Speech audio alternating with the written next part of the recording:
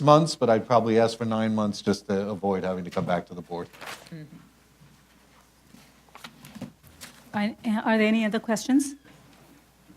Any speakers on this item? No speakers? We can close the hearing. Chair Srinivasan? Aye. Vice Chair Collins? Aye. Commissioner Hinkson? Aye. Commissioner Montanez? Aye. Commissioner Otley Brown? Aye. We'll set the decision date for April 1st. Thank you.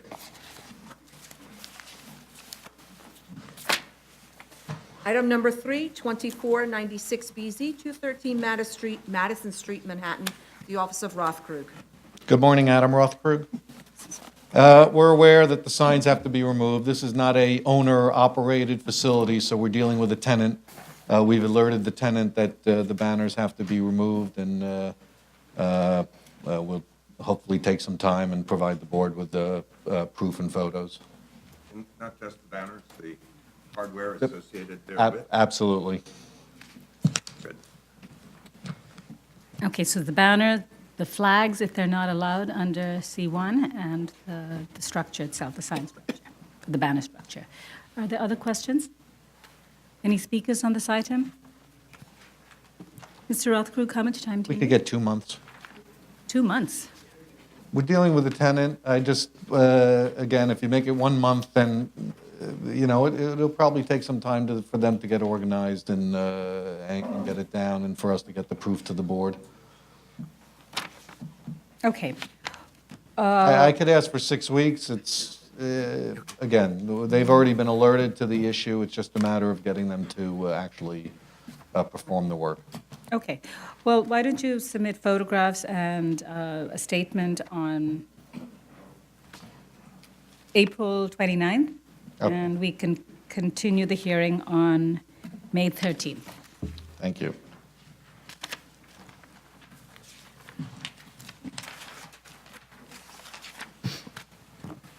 Appeals calendar, decision item. Item number 4, calendar number 12313A, 86 Bedford Street, Manhattan, Brian Cave. Phyllis Arnold for the applicant, please. Okay, we'll do- Morning. Morning. We'll defer the decision to April 8th. Thank you. Thank you all.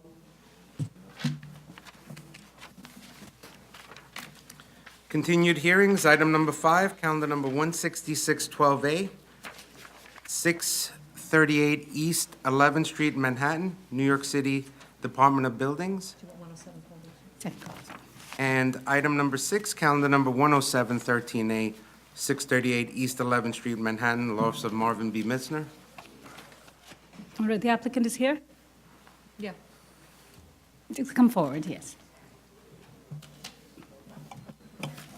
You had asked for an adjournment, is that correct? Yes. You're working with the Buildings Department? We're hoping for the 19th to have our meeting. 18th, we couldn't get set up, so now today we're hoping to get 19th as the final meeting date.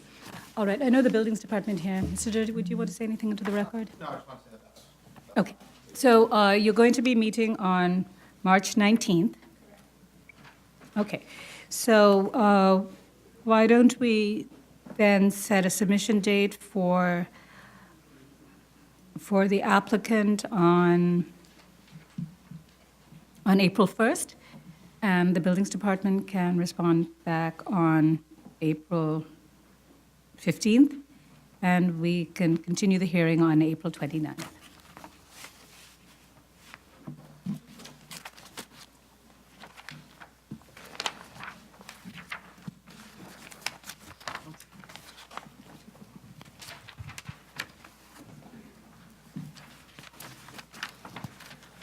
New case, item number 7, calendar number 21513A, 300 Four Corners Road, Staten Island, Anthony A. Lenza.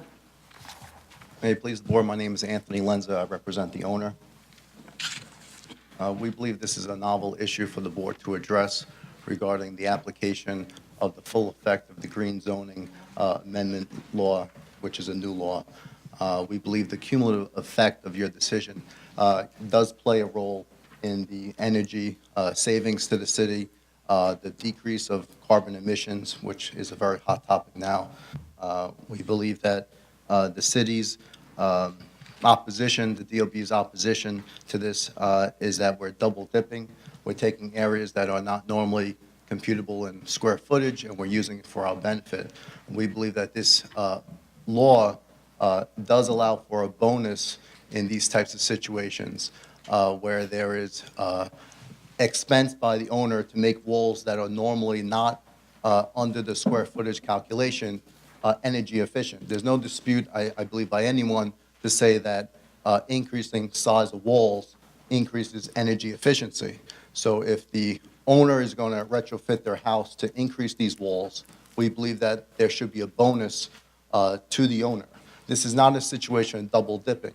Double dipping would be if we had the available use of the area, in this case, an 8-inch exterior wall addition to a cellar area, and we actually had benefit of that space. Here, we're losing that space by increasing the thickness of, let's say, a cellar wall, and thereby we're asking that the new law to have the broadest possible effect and benefit, to have its intended benefit of increasing energy efficiency.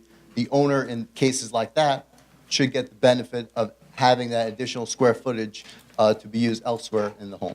I understand that you said that we're hearing this argument about that there should be a bonus, but the text is written not as a bonus. So what you're asking the board to do is to legislate a bonus that you think is appropriate, and that's not the board's rule. This is a matter of interpretation. There is nothing in the text, in my knowledge, or that you've alerted to us, that talks about the fact that there should be bonus square footage. That's not the intent of these deductions. You have a cellar, you're not counting the cellar, so you're not, that space, which is the wall space, is not being counted. So there's no basis for us to deduct that. And if, in fact, what you're really asking for us is to do a swap, which is, well, we're going to give you this below grade, but you're going to give it the square footage somewhere else. There's nothing in the text that speaks to that. Well, I disagree with the interpretation of the text, but when would there ever be a homeowner that would invest money to retrofit their basement walls or spaces below 8 feet if they weren't getting a benefit? So I believe that the decision would be discouraging. I don't know if it's discouraging. I think you have to go back to what this text is about and its legislative intent. Leaving aside that, just in terms of clear interpretation, there's no basis for us to rule in favor of what you're asking us to. There's no text for us to look at and to make that conclusion. So that's not going to happen. But even in terms of the legislative intent, it wasn't clear that there was supposed to be bonusable space. It seems what they wanted to do was ensure that it's not going to discourage people. So particularly above grade, if you're going to have larger or broader walls, that would not be punitive to a person in terms of the floor area. Right. I don't think that's the case here. If, in fact, you have a cellar space or an attic space that counts as floor area, maybe you're putting bedrooms in the attic, habitable space, and it counts as floor area, then in those instances, those walls would be exempt. But since in your particular case, you're not putting no floor area in the cellar and attic is being counted, so there's nothing to deduct. I respectfully disagree, only because the text, the plain language of the text, says that those areas are excluded from square footage. So if you take that to the bigger context of the purpose of the statute. But it's not about it's about how you do the calculation. If it's not included, how can you deduct it? It's just not logical. Okay, I respectfully disagree. All right, other questions for the applicant? Do you have other speakers with you who would like to speak? Yes, my client, the owner. I'm the owner. I would just like, Please state your name, sir. Anthony A. Lenza, Thank you. father. I would just like to point out that I think what the city council and the city planning board was attempting to do here was to encourage more energy efficient buildings. And for the purpose of reducing greenhouse gases, which contribute to climate change, which our senators are debating right now. So now, here we are in the city of New York, the biggest building department. Instead of encouraging homeowners or property owners to make their buildings more efficient, they're taking the most narrowest interpretation of what the city council said. Now, I think the spirit of the law is to encourage property owners to make their properties more efficient so that we can have a more livable city. And I don't think that that's a very big deal. I mean, to interpret the statute to give full effect to what the obvious intention here is. What could be the negative consequence of it? There could be a slight increase in the use of someone's property. Now, think about it. What we have in the city always to encourage property owners to use their property the way we want them to use it in the benefit of all of us as residents. We usually offer them a tax credit or we offer them some kind of enhancement. There's no tax credit in the law here for this procedure or method of construction, but I think we have to look that there should be some encouragement. And there's no question that energy-efficient walls in the basement would increase the energy efficiency of the entire structure. And this is a separate statute, different from any other prior zoning floor area definition statute, which could be interpreted by the building department the way they always interpret it. For example, they talk about mechanical space. Those are previous statutes. This is a new statute for a new purpose. We're beyond the 19th century or whenever they proposed those laws for whatever their reasons were. We now have a challenge of climate change. And the city of New York, if anyone, should be in the forefront of attempting to help us in this time. I appreciate your time. Thank you. Buildings Department?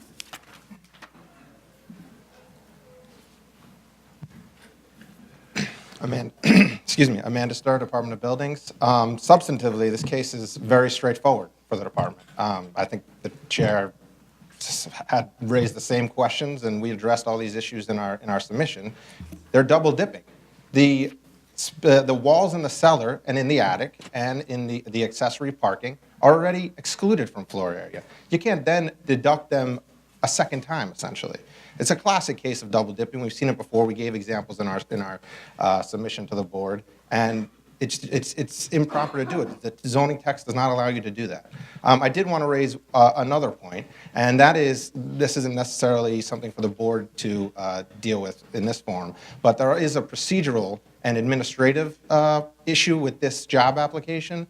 In 2008, we found out that there's an open alteration type 1, which is essentially the same plans as this current job application that we're discussing before us, which was then filed 4 years later in the development hub.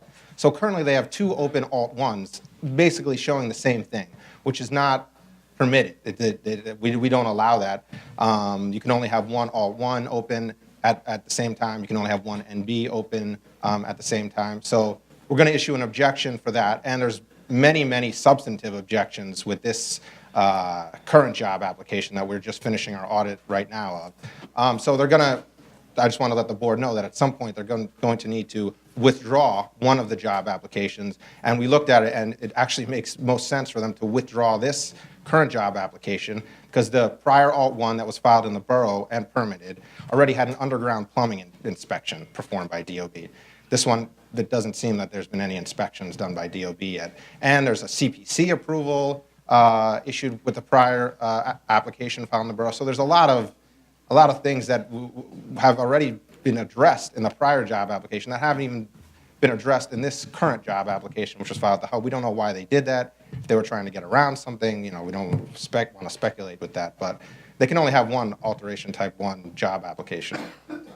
All right, so from a technical standpoint, the final determination is related to one alteration application, but is that determination also in effect for the other alteration application? No, because they only came to obtain a final determination under this current hub job, this current alteration type 1.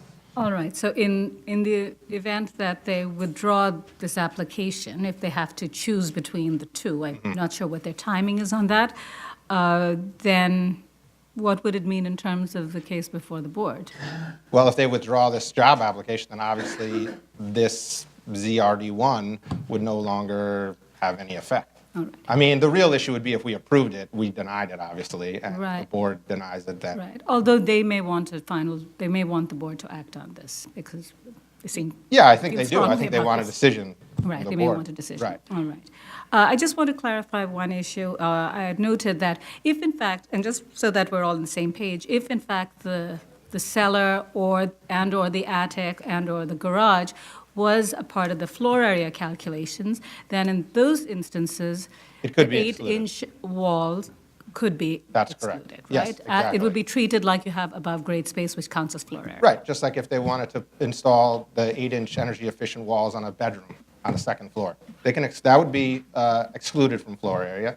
If the cellar, and it may actually be that part of the cellar should be included in floor area, since their plans indicate a 3-piece bathroom, a 2-piece bathroom, a stove on one of the plans before us in the ZRD1. The plans actually show a stove, and I noticed the plans before the board don't even show that stove. There's a fireplace down there. So it looks like that cellar is actually going to be used for residential occupancy purposes, and it wouldn't be excluded from floor area if that's how the cellar is actually laid out. But there may have been amendments to the plans, but the plans that they gave us at the ZRD1 Code and Zoning Task Force panel showed something different from what they're actually showing the board now. Okay, all right. Other questions for the Buildings Department? Are there any speakers on this item? All right, Mr. Lenza, do you want to respond back to? You don't want to respond back to anything? All right, I just have a question for you, because you're asking about this floor area deduction. In the drawings that you gave us, with your proposal, you're not, at least my understanding is you're not maximizing your square footage to begin with, so why do you need the deduction? I know you feel very strongly about this, but Well, I just I think didn't understand that. I think it's a matter of principle for my client, that they see this statute taking effect. Even though they don't need the deduction in order to build what they want to build? Well, I guess the plans could be amended to, I mean, the building's in a state of construction now, so if we get this extra benefit, which we don't say it's double dipping, we say it's extra benefit, then things could still be amended before the final job is completed. All right. Okay, any other questions? I understand the position that you're taking. I think you want this board to do the right thing, but I think in effect, it really requires, you should be requesting any kind of bonus to the City Planning Commission and City Council, not to this board. As a matter of law, we are, in our jurisdiction, we are here to interpret the zoning and not to extrapolate that to make it better. If you think a bonus makes sense, that should be looked at by the City Planning Commission. Understood. Thank you for your time. All right, so if there are no other questions, I think we'll close the hearing then. Thank you. Chair Srinivasan? Aye? Vice Chair Collins? Aye. Commissioner Hinkson? Aye. Commissioner Montanez? Aye. Commissioner Otley Brown? Aye. And we'll set a decision for April 1st.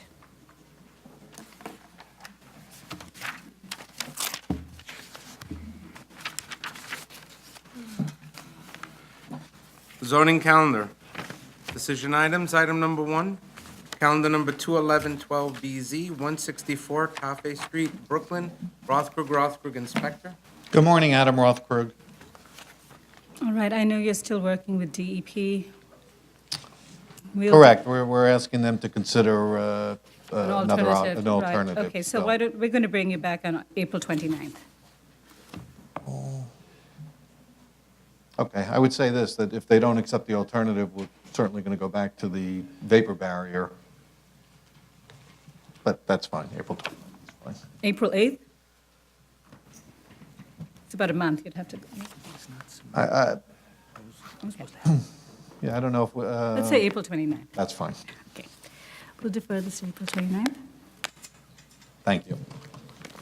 Item number 2, calendar number 19213BZ, 354 through 361 West Street, Manhattan, Fox Rothschild.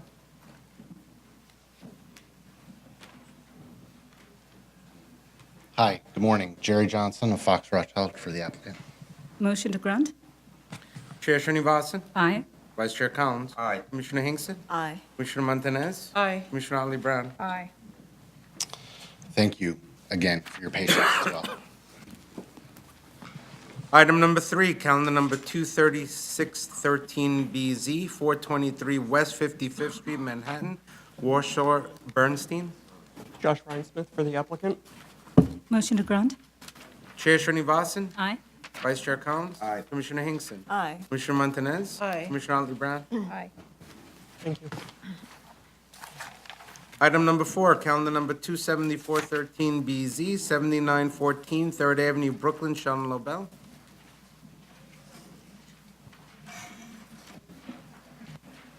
Richard Lobel of Sheldon Lobel PC for the applicant. Motion to grant? Chair Srinivasan? Aye. Vice Chair Collins? Aye. Commissioner Hinkson? Aye. Commissioner Montanez? Aye. Commissioner Otley Brown? Aye. Thank you.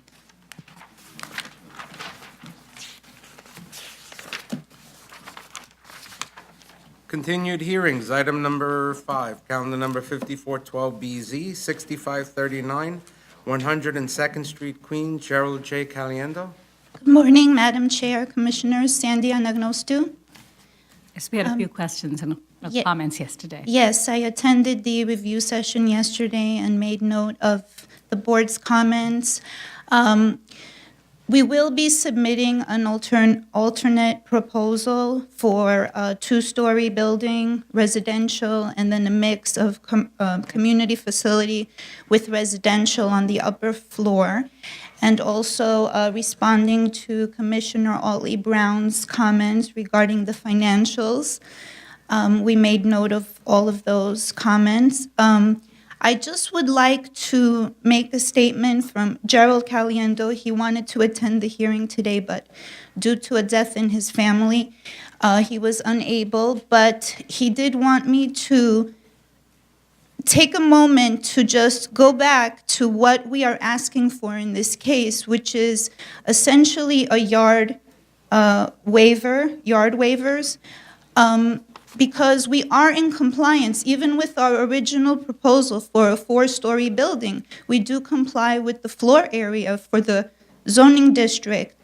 Also, if you look at the context of the surrounding density, it's directly across the street from a hospital. There are 6-story apartment buildings within the study area. So we strongly feel that our proposal, even the proposed alternative of a 3-story, is valid in this particular case. Also, the history of the occupancy of the lot, it's that particular building, the community facility, has been vacant for many years.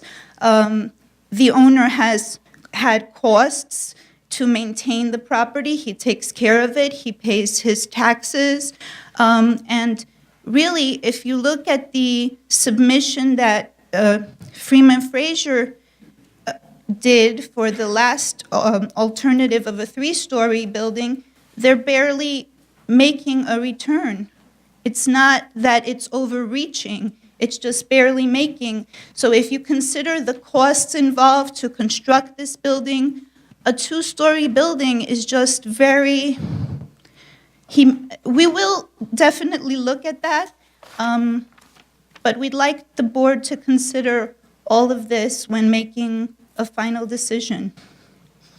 All right, I think we'll take a look at that. You can show us the two alternatives and provide drawings, and I think it'd be helpful also if you just show us the streetscape with the buildings in place. I just want to comment on the community facility and residential versus the two residential units.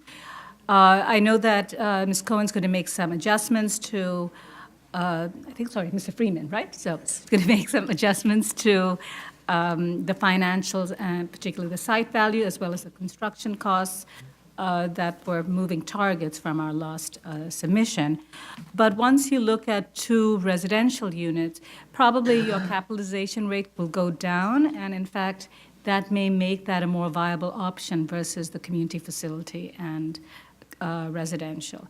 And just on the other point of the waivers, we understand that they're waivers related to yards, but and something that you should look at is that under this district, just make sure that the combination of uses, which is community facility and residential, because there's certain limitations that you have. You can only provide so much community facility for so much residential. So you should take a look at that and see if that triggers any waivers under any of these three scenarios. Okay? Understood. All right. Are there any other questions? Commissioner Otley Brown, do you want to add anything? No, I agree with everything that the chair said, and I just wanted to respond to one of your statements about the three-story scenario being barely feasible. I just want to say that that's really hard to tell at this point because of the way in which several of the assumptions changed since the other report. We really don't know if it's barely feasible. Instinctively, when we asked for the one-story community facility, one-story residential, it seemed that if you made the adjustments we suggested, that should be feasible.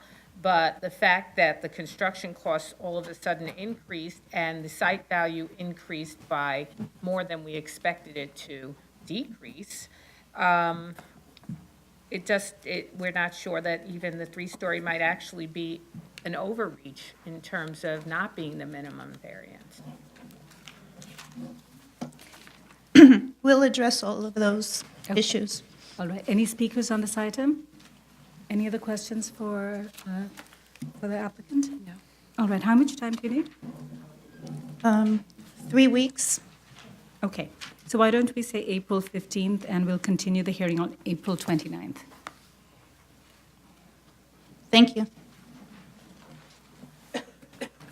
Item number 6, calendar number 12413BZ, 95 Grattan Street, Brooklyn. Rothkrug, and Spector. Good morning, Adam Rothkrug. We're seeking a brief adjournment where the materials requested at the last hearing, as well as some other interaction with DEP. But I think 2 weeks would be more than sufficient. Okay, 2 weeks? Yeah. All right, so that would be March 25th, and we will continue, we'll have the hearing on April 8th. Thank you. Item number 7, calendar number 12513BZ, 97 Grattan Street, Brooklyn. Rothkrug, and Spector. Good morning, Adam Rothkrug. That Same schedule? Yes. Okay, so submission date is March 25th, and the hearing date is April 8th. Thank you. Item number 8, calendar number 17913BZ, 933 through 939 East 24th Street, Brooklyn. The law office of Frederick A. Becker. Good morning, Larry J. Altman from the Law Office of Frederick A. Becker. We did attend your executive session yesterday and heard your comments regarding the perimeter wall height and the necessity. We were talking about the ridge height. It's the attic, the roof height, not the perimeter wall height. I'm sorry, I meant parapet wall. Okay. Apologize. The parapet wall, I believe there was a question whether that was actually necessary the way it is currently proposed. And the reason that is actually being proposed the way you see it is because if you look at the center of the roof, you'll see that is a flat portion. Building Code Section 27334 does require at least a 3-foot 6-inch parapet on top of this building. But you can, can't you slope that portion? Because of the way the building is designed, it cannot be done without going too incredibly high. If you start sloping it, as opposed to having a flat area, it's going to get much higher.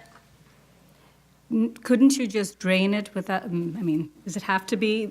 It has to have some sort of a parapet, a railing, a wall. I'd spoken with the architect, and he said due to water drainage, he's very concerned about not having at least a couple of foot parapet wall. He can then put a fencing on top of that.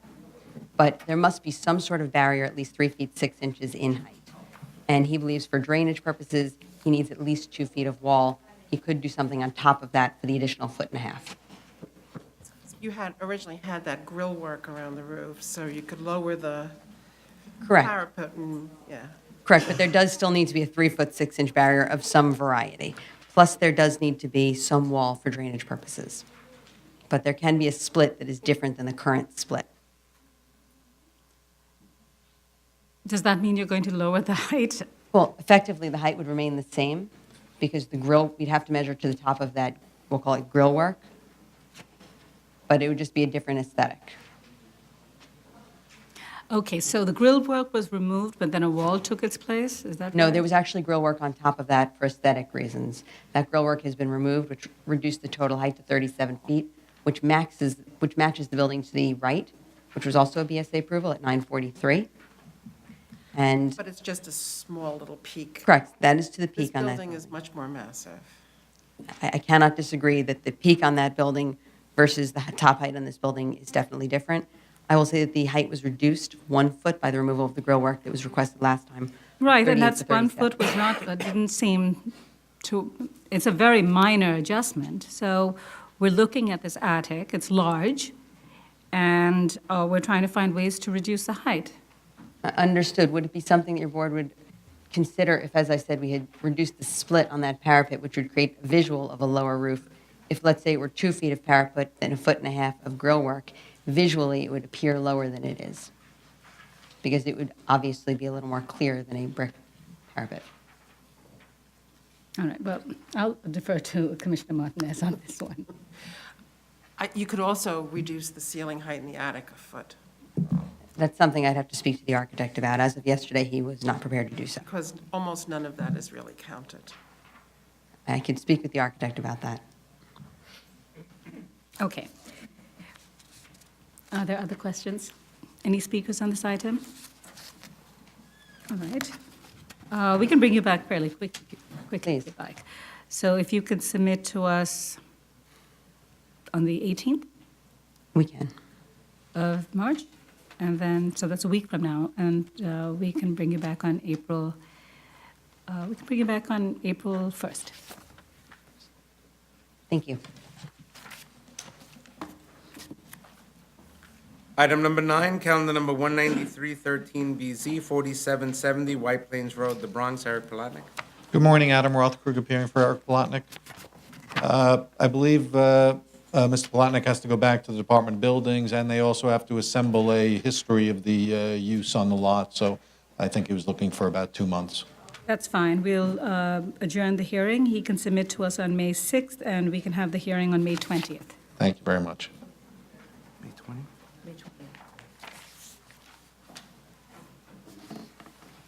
Item number 10, calendar number 22813BZ, 157 Columbus Avenue, Manhattan. Herrick Feinstein.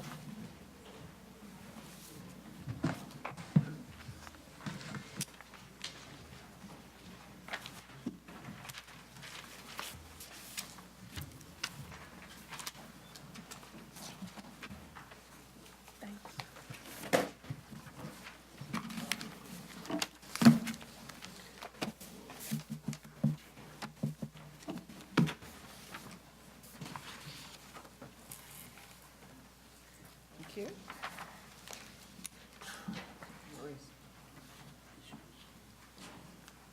Thank you, Mr. Bass. Madam Chair, Yes. good morning, Commissioners. I'm Richard Bass, Herrick Feinstein. I represent the applicant. I attended yesterday's board review and am pleased that the board found pursuant to ZR 7302 and the other zoning resolution sections, the structural engineer and the acoustical engineer reports had answered the board's questions.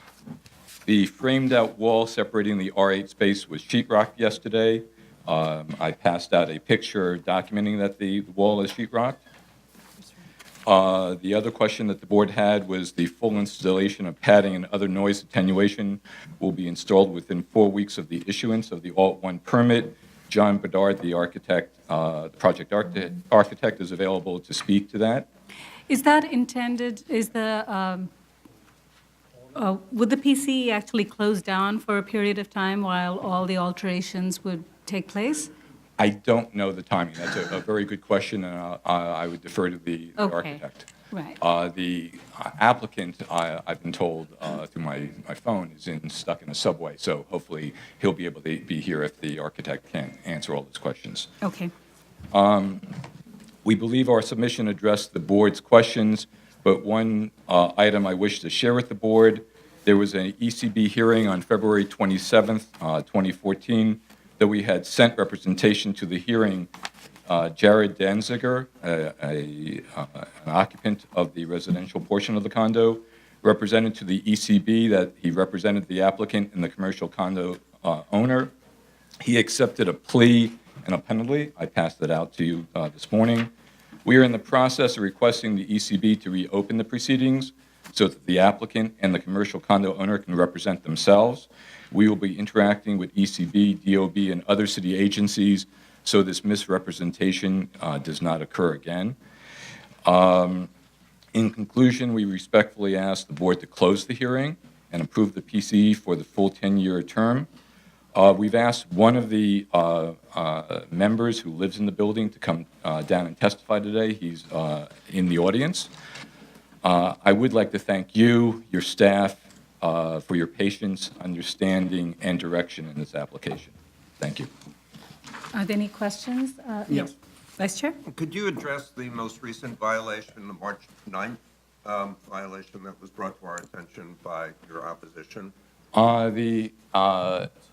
The violation is for use, and the cure for the use is either to stop the use or to amend the C of O. We're in the process of amending the C of O. So when we go to the ECB and address this violation, we will hopefully have your approval and show that we're in the process of amending the C of O. This violation can be violated every day, and I would expect the opposition to be haranguing the Department of Buildings, and they can come down and violate the use every day because it is technically a violation of the zoning resolution. Okay. We are in the process of changing the C of O. I have one other question. Has the portion of the space that is in the R8 district been used by the gym, its employees, or its members at any time between the last hearing and now? I do not know the answer to that question. I think your client is here, he may know the answer, so. You don't know?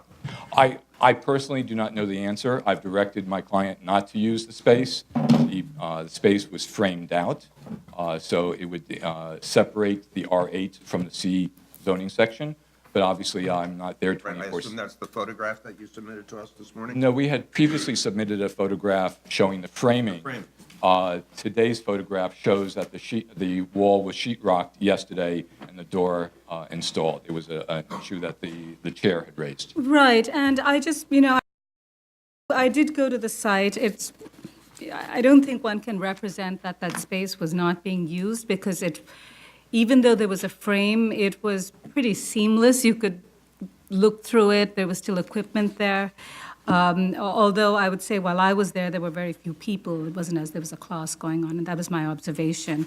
But there were dumbbells in that portion, weights, etc. So, but I think it'd be helpful for us, and I don't want to be too picky. I think it's good. We wanted to see this wall completed. But I think another part is that we want to make sure that that space behind this doesn't have any equipment. I know there was equipment that was kept there before, and if you can show that space, just take photographs of that space. We'll take a photograph. I know that there was, they have these, I'm not sure exactly what they are, like rods running through it, and I'm not saying you necessarily have to take that down, but we just don't want to see any of the PC equipment over there. We understand that, Commissioner.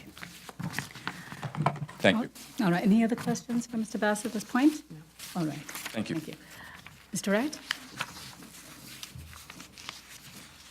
Good morning, members of the board. I have some documents I'm going to submit onto the record, if I may, just for 1 second. An original.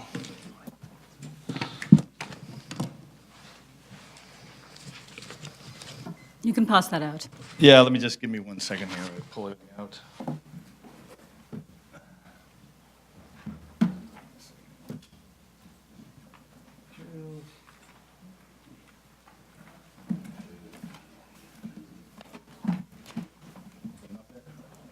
There are 5, 6. Two submissions? Yeah, that's 2 separate ones. Just, Just gonna count these out. All right, if you can start. Yes. Okay, I have the originals here. I'll give you the copies. First, I'm just going to say, before I open my remarks, Mr. Bass has misrepresented the nature of the DOT Okay. violations to you. Okay. If I may, Chairman? You'll be given 5 minutes, as noted. Yes, 5 Okay. minutes. I'm going to start by saying that they have misrepresented the DOB violation. The record shows Yes. Go ahead. I just want to make, it wasn't going to be my opening remark, Go ahead. but he's misrepresented the DOB violation. We submitted a DOB violation dated January 12th with a number saying illegal use in a residential zone. DOB went back on Sunday and issued a violation based on that prior violation for illegal use in a residential zone. The department, the violation, which we submitted on the record, says full use as a gym in the residential zone on Sunday, March 9th. This idea that it's just for not being a PCE license is not true. That's not the complaint. The complaint was R8 area. The original complaint was R8 area. The follow-up was for an R8 area. Last week, they submitted a heartfelt apology for using the R8 area, said it would never happen again. He just said now it will never happen again. The violation issued on Sunday was for the R8 area, full use as a gym. Okay, I just want to put that to rest. And all the documents have been submitted to the board. It is not, we are not calling in over and over again a violation for not having a PCE permit. That would be a waste of time. It's the R8. That's the violation. And it was fully used on Sunday 2 days ago. I am now, this is the most deceptive application I've ever seen, frankly, in my 25 years. I'm now going to bring to attention a new matter, okay, which I submitted 2 documents. One is one I submitted yesterday. I bring a new matter about notice. The BSA rules say clearly that an applicant must submit all submissions to the 4 impacted agencies: City Council, City Planning, Borough President, Community Board. There's nothing on the record to say they've done that. There's no CCs in their applications. I looked at the case file. I found nothing. I've contacted several of these agencies. They said they have not been receiving this set of submissions, and I respectfully ask that the record be kept open while the legal department confirms whether or not this rule has been complied with. Since it's not been complied with, I submit that the application is fatally flawed, and if the board proceeds with this approval without confirming this, that requirement simply goes out the window. And I think that would be a mistake. It tells all future applicants they don't have to notify. And it's in the rules, and it says it's a requirement, and they haven't done it. Now I want to talk about my second submission, which is I submitted yesterday, which goes to the application itself. Well, all this goes to the application. I'll try to summarize. I won't go through the whole thing. I can't read it all in 5 minutes, but first of all, they've now submitted 3 different structural reports. None of the reports describe the gym. With all due respect, at the last hearing, the board asked the applicant to particularly, for the structural reports, specifically describe the weight dropping activity. The structural reports talk about a gym. There's no way to know what kind of gym they're talking about. Second, the reports claim that they are the structural engineer of record 35 years ago. They offer no proof. Any structural engineer in New York City could write the same letter. They offer no proof. But third, and most important, they have offered no attached plans. The reports talk about reviewing plans, and the calculations are based on plans. We have a structural engineer we've hired. There are no plans. At the last hearing, there was a lengthy discussion. Mr. Bass said there are plans. We've reviewed plans. We'll submit the plans. The board asked them to submit the plans. They don't exist. I submit without the plans, without proof that they are the structural engineer of record, and without describing the gym, that these reports collectively cannot draw any factual conclusions, and their conclusions are arbitrary and capricious. Now I'll turn to the noise report. The noise report is listed as a noise vibration report, and in the report there is a vibration machine. And then it says there's no impact. However, there's no vibration data. So that's that's another sleight of hand in this application process. At best, what the noise report does, and we think the noise report is flawed, and I've submitted a letter on the record as to the flaws. The noise report at best talks about 185-pound weight. So collectively, they have a structural report that's based on plans that don't exist, a vibration report that's based on data that doesn't exist, and a noise report, putting aside its flaws, that caps the limits at 185 pounds, so there's nothing on the record to indicate they have the right to there's no impact analysis above 185 pounds. Therefore, collectively, those reports do not make the findings. The R8, well, the issue about the R8 zone is what I just talked about. They, after saying Tuesday they would never use the R8 again, Sunday, DOB went in. If you read it carefully, they defined the space, 2,500 square feet. They followed up for a prior R8 violation. This is a violation for R8 use on Sunday, 2 days ago. The issue of legalization. They keep changing their mind. Last December, Mr. Bass said it's not a legalization. In January, he said, well, there's been a couple of classes, so it's not really a legalization. Now he says it is a legalization. I'm sorry. Mr. Bass is an officer to court. He has submitted affidavits, testimony, letters, continuously denying for 6 months this is a legalization. And there'll be further testimony on that point. It's just not credible. Okay, I'm sorry, your time is up. Excuse me. Next speaker. My name is Clifford Goodstein. I'm a resident of 45 West 67th Street. I concede my time. So I need one more minute, Chair. Okay. Okay, he will not speak. He was Okay. going to make a presentation. Very quickly, so I just want to talk about, we think this application should be denied for any number of reasons. But if you do decide to go forward with the grant, and I hope you don't, we would like restrictions. We would like the term to be 2 years. This is a highly controversial application that Mr. Bass has gallantly said they'll do testing in a year. Let them come back in 2 years with those tests. Let's see what really happens here.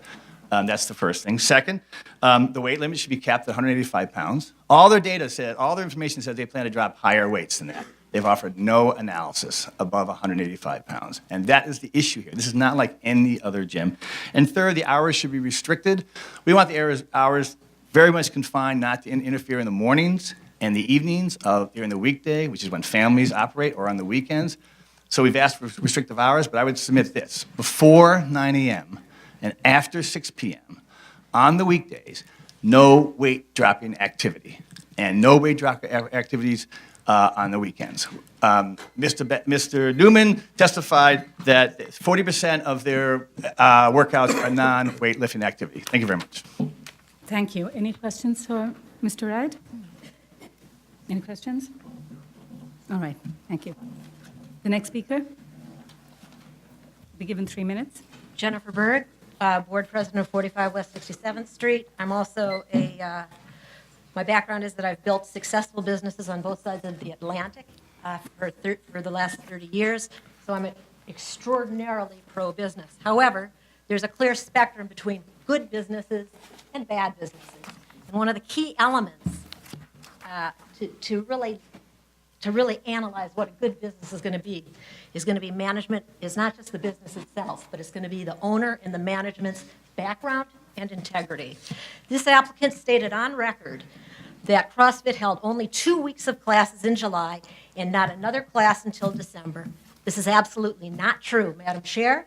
We first knew about this gym due to the numerous gym members coming through our lobby seeking the location of their gym from July through November. In fact, this is one of their November 4th class sheets on their website. In addition, Jared Danziger and I called a meeting with Mr. Newman and Mr. Singh in the CrossFit space. This was in January. At this meeting, Mr. Newman stated that classes were also held not just in July, but also August. And by the way, whilst we were there, a group of no fewer than 18 members assembled for a gym class during this meeting. Kindly recall that Mr. Newman's on-record claim of no more than 15 people per class is on your record. So that's not true. I have we've already talked about the violation. I'd like to relay that the Community Board 7 unanimously approved CrossFit's application in early September 2003. However, when the catalog, and it was a catalog of misrepresentations and less than forthright information came to light in both the written application and the verbal presentations, Community Board 7 voted unanimously to withdraw their support of the application. In particular, Community Board found that the applicant's structural report was insufficient, superficial, and went without any plans attached, as Mr. Wright has just said. These plans remain missing today. My understanding is that reversals of previous resolutions at the Community Board level are close to unprecedented. I urge this commission to have the courage and to see the gross deficiencies of findings and the repetitive misrepresentations of this applicant and apply the same legal, ethical, and business standards that the City Board displayed. On behalf of 157 people, professionals who live on 67th Street, there's 6 board presidents meet from the condo, and 5 others from co-ops. I'm asking, and they took the trouble to go out and notarize and state legitimate objections. This is business 157. Your time's- It's great business. It's Okay, your stable time is business. up. It's riskless business. 2 more seconds. I'm sorry, your time is up. We are asking Your time is you up. to reject this application fully. The next speaker, thank you. Next speaker.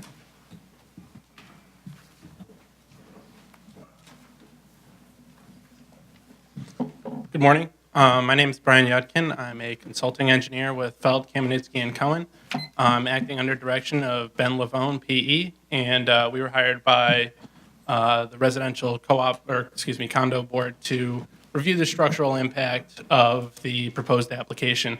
I had come here previously at the last meeting and entered testimony, and we prepared another letter, which, as we understand, Mr. Wright had submitted to the record yesterday. In the letter, we indicate that, again, no plans were attached. We had previously requested that the structural drawings were enclosed for our review so that we could evaluate the application. Again, that was not the case. They were not attached. And even in the letter from the applicant, they indicate that their engineer encouraged the residential condo board to go out and hire an engineer to conduct a peer review of the space. We were not able to perform that review because those plans were not attached. We were not able to verify information such as concrete strength, rebar strength, the size of various structural elements, et cetera. It was incomplete for us to complete our review.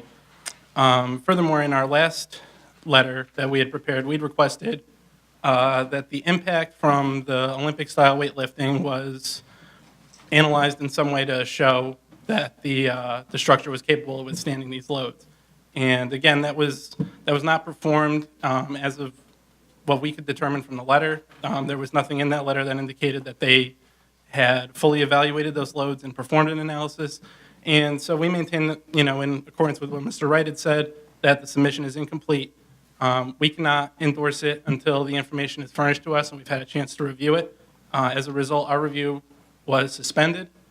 We were not able to make determinations because the information was not there. Some of the analysis that we had requested was not performed, and as a result, we're just not able to endorse the application at this point. So I'd be happy to take any questions from any of you. Any questions? Yes, I have one question. In analyzing this floor, besides the reinforced concrete slab, how much of merit would you give to the fact that it's a slab on grade? Would you include that? Because, I mean, Well, your one of the structural things that- engineer did not include that, but it's like an additional Well, one of the safety factor. things that they had provided before was that it was a framed concrete slab which spans from pile cap to pile cap. And in our review of the limited application that was furnished, or the limited information that was furnished in the letter, that does appear to be the case.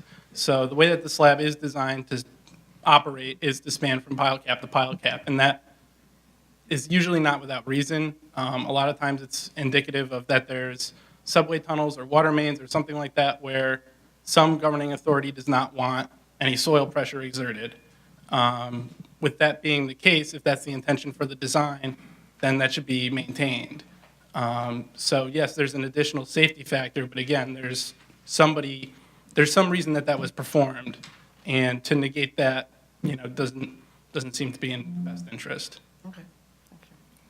All right, any other questions? Thank you. Are there other speakers on this item? Okay, each person will be given 3 minutes.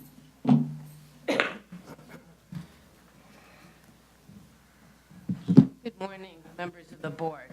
I'm going to speak on the behalf of all the residents who live on West 67 between Central Park West and Columbus. We've been... I'm sorry, ma'am, can you please state your name for the record? Oh, I'm so sorry, Ronnie Friedman. Thank you. We formed together an association because we were so concerned with the safety and the abuse of our block. ABC has turned, as you know, the south side of the block into an audience lineup place. We've had safety issues right and left. We've had to call the police in. We've had big conferences with the police, the Department of Traffic Department, and we had to draw up guidelines to make our sidewalks safer. I'm happy to say that finally, ABC has roped in these audience members. It's a constant battle to keep at least, I believe the law is 5 feet, to keep at least 5 feet clear to pass through. We have elderly people on the block. I myself have 2 new knees, so I'm not totally steady. I have been almost run over by 3 jump roping women coming down the block, coming from the gym that's not supposed to be open. And I ask for your help. Please keep a residential block free from people running down the block with barbells, with jump ropes. I mean, after all, you can't ride a bicycle down the street in New York City. It's illegal. So why isn't wielding barbells illegal? Why isn't jumping rope down the street, sidewalk illegal? It can hurt pedestrians. I ask for your help. Please bar them from using West 67th Street as an egress to the park.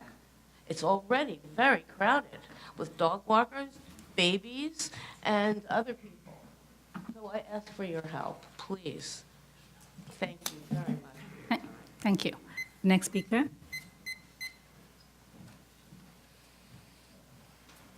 Morning. Matthew Mediator. I'm actually here in speaking on behalf of the applicant, I guess, or CrossFit.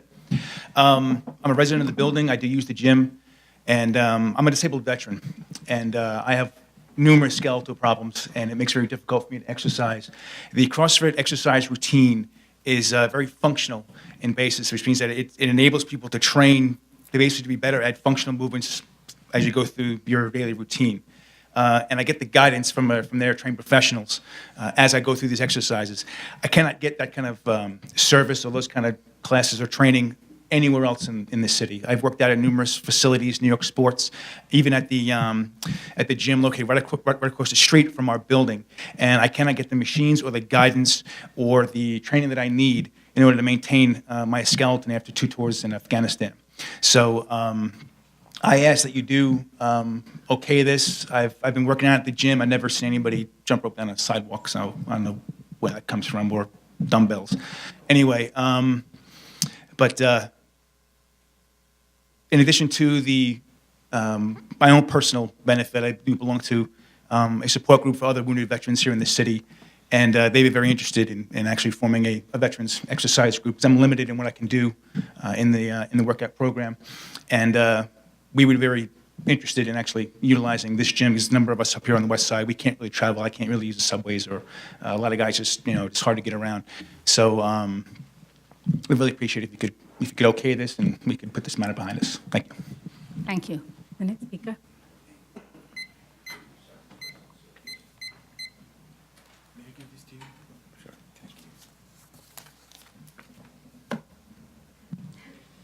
Good morning, Madam Chair, members of the Commission. My name is Mark Diller. I am Chair Emeritus as my title. I was Chair of Community Board 7 at the time that this application first came before us, but thanks to term limits, Elizabeth Caputo is now the Chair of our board, who sends her regrets because she hasn't learned the Gail Brewer trick of being in 2 agencies at the same time. We're here to present today the resolution, the final resolution of Community Board 7, which asks you to disapprove this application. I take it from previous testimony that you already have understood the unique nature of this particular club. It is correct that Community Board 7 ordinarily looks to favor or approve this kind of an application. We think that, in general, physical cultural establishments are part of what makes a sustainable community livable and keep our residents where we want them and not moving to New Jersey. However, there are countervailing factors here. One is the unique nature of this gym, and the fact that they use a workout method that inevitably leads to an incredibly different kind of noise and vibration variation than, for example, the Reebok Club directly across the street, or the New York Sports Club only a few blocks away, and Equinox and so forth. We are proud to be and happy to be home of these, as well as some of the smaller places like the Soul Cycle and the Pure Yoga places. So we, as a board, want to promote business, and we want to promote even this kind of business. So we did initially approve this, as I believe was in previous testimony. The reasons that led us to first take a unanimous vote to reverse that, and then to have a near unanimous vote, there was one abstention, which I guess just proves that it's the Upper West Side, we ask you not to approve this, has everything to do with the nature of the licensing and the nature of what we received in terms of applications, starting from the proposition that that burden of proof rests with the applicant, and we believe quite firmly that they have not carried that burden. The submissions and demonstrations and presentations to us at our January Land Use Committee meeting demonstrated, at best, an incomplete record of testing, of the basis of testing for things like noise and vibration. And when you couple that with a representation that was made to us in September that the club was not in operation, and I know we've heard conflicting testimony today as to whether or not there was operation in July or August, our clear understanding at that time is that it was not. But even if it was not, by the time the applicant seems to concede that it did begin operations, which I believe was sometime in October or November, that's just minutes after our board approved the application based on the representation that they were not. We're a community board. We don't have subpoena power. I see my time is up. May I complete this one thought? Thank you very much. We're a community board. We don't have subpoena power. We can't swear witnesses. We don't have investigators, although our committee members do our very best to visit sites, to discuss and hold hearings and make sure we understand as best we can what's going on with an application. When someone comes before us with an incomplete record and demonstrably incorrect presentations of facts, it leaves us with a grave concern about granting a 10-year permit to someone to operate on an establishment which is not like any of the others. The sidewalk issues that have been raised before you are another example of that, because in addition to the exercise until exhaustion methodology of the CrossFit in-house efforts, they use the congested sidewalks of Columbus Avenue, 67th and 68th Street to get to and from the park. It's not just that they're walking down the park, they're actually conducting exercise activities on those sidewalks, which, as you heard, are already congested. But mostly it's the issue of welcoming a new neighbor and wanting them to be a part of the community and in the spirit of community that we hope to build and sustain. We feel very much traduced by the application here, and that's the reason why our board voted 31-0 with one abstention to ask you not to do that. Thank you very much. I'm happy for your questions. Any questions? Thank you. Thank you. Yes, you're here to speak on the item. Please come forward. Madam President, members, my name is Nathan Clemens-Gillespie. I'm a resident of the 45 West 67th Street condominium. And my sole concern is related to the actual communication that CrossFit has put out, which is obviously always very, how should we put it, very, very upbeat and very bouncy, but where they're also very proud, perhaps rightly so, of the noise that they make. It seems to be part of the culture, and in videos on their Facebook channels and other social media, there were brags and proud statements about how they were shut down for excess noise and excess disruption, because that means that it's a successful exercise routine if it is noisy and messy. And my sole concern as a resident is I just simply do not feel that belongs in a residential building. All the other CrossFit locations are in commercial buildings, and this is New York City. We think we have lots and lots of commercial buildings.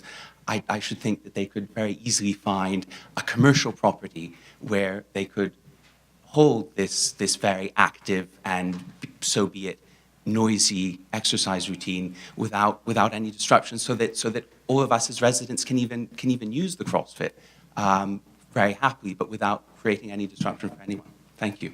Thank you. Are there any more speakers? All right, Mr. Bass?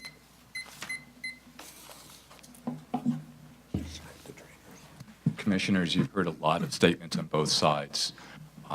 The applicant is successfully running a gym on 28th Street. There are no violations. There's no complaints. They should be judged on how they operate their existing gym. The owner of that building actually markets the building as for the gym as an amenity. The proposed PCE is in the basement of a commercial-based building that has a residential tower above it. The opposition would like to claim that this use in the building is structurally destabilizing the entire building. Our engineer, their engineer, your background, your common sense will tell you otherwise. We expect to run this operation as we do on 28th Street. We would like to legalize the application. That is our application as it now stands. We ask for you to close the hearing and to call a vote sometime in the near future. Vice Chair, you have a question? Yes, it's a matter that came up at one of the prior hearings that I raised at review session yesterday, and that is whether or not the individual trainers who are either employees or independent contractors of CrossFit, do they have keys to the facility and do they have access to it 24/7? And I'll let the applicant answer that.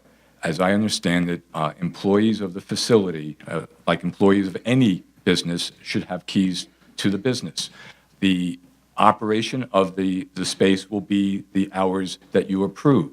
They will not be running private classes. But again, if they close at 10 o'clock on an evening, the lights aren't turned off. They may be, typical cleaning up, but there will not be classes or individual sessions held outside of the approved time by the BSA. Okay. But I'll defer to the applicant if you'd like to hear. Your answer is satisfactory. That's because there had been allegations. Sir, earlier there's that- lots of allegations, and a lot of the allegations are the sky is falling, prove the sky is not falling. Can you also try and get me an answer to the question I asked you before about whether the R8 space has been used at all between the last hearing at the board and now? I will personally go down to the space. I will personally take pictures. I asked before, and you said you personally didn't know. And I'm just I asking didn't you to know, get but back. I will respond to you. I will respond to the board. But again, I'm going to take the statement of the applicant, and I will personally inspect the space later today. Thank you. All right, any other questions? Well, just the question that you brought up before, that you were going to install this two-part flooring system at a certain point before, you really begin operations. And if that is the case. Again, I'll defer to the architect. My understanding is that the flooring needs to be installed after the Alt-1 is pulled, and that flooring will be installed within 4 weeks after the Alt-1 is issued. But I'll defer to the architect in terms of the physicality of when things are being installed. Okay, and you can give us a schedule of that. Okay. All right, and if you can also just tell us again, what happens to the operations while the Alt-1 scope of work is being done? Because I've been to the site, and it does look a bit like a construction site. There are wires hanging and all kinds of stuff. It's very rough space, and that may be part of the aesthetic, I don't know. But the Alt application probably has a series of things that need to be done in order to or that reflect the plans that are before us. And I just want to understand whether the operation of the PC is going to take place while that's happening, or is it going to be closed during a certain I'll ask the period of time. architect to give us a letter describing the permitting process. Okay. And how that will affect the operation of the space. Okay. I just want to make a comment on the structural integrity where there's so much discussion.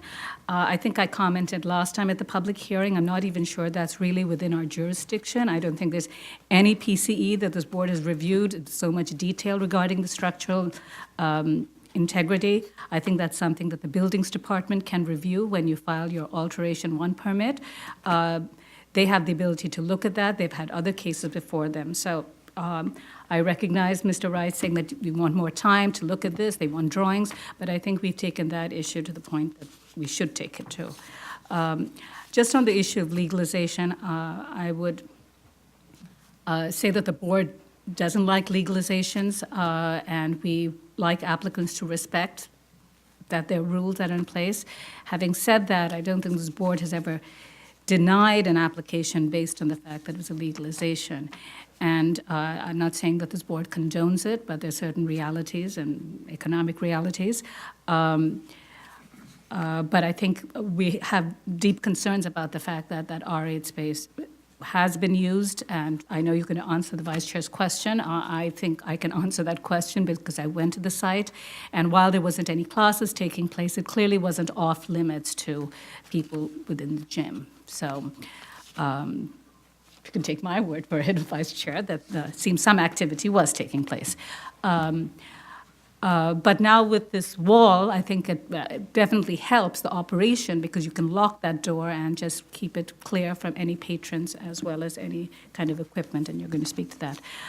Just on the issue of rules, can you speak to whether consistently the submissions to us have been provided to other entities, and if not, can you provide them as soon as possible? I can't speak to that. I will go back to my office and verify and either provide the proof or provide the notice. Okay. And we'll take into consideration the issue of term as well. But what I'd like to do is close the hearing today. We would like you to submit all this information, including any subsequent submissions to the entities. I think we will reach out to them, and if they feel that they want to reopen it based on the fact that they didn't have this information ahead of time, we'd obviously take that into consideration as we proceed. However, if there are no issues on that front, I think the rules would have been satisfied. So please provide that information to them. We'll set a schedule for both parties. And why don't we put that together then? Okay. Okay. Do the board members have any concerns about that? Okay, good. All right, Mr. Bass, how much time do you need? I believe I need 2 weeks. Okay, so that's March 25th.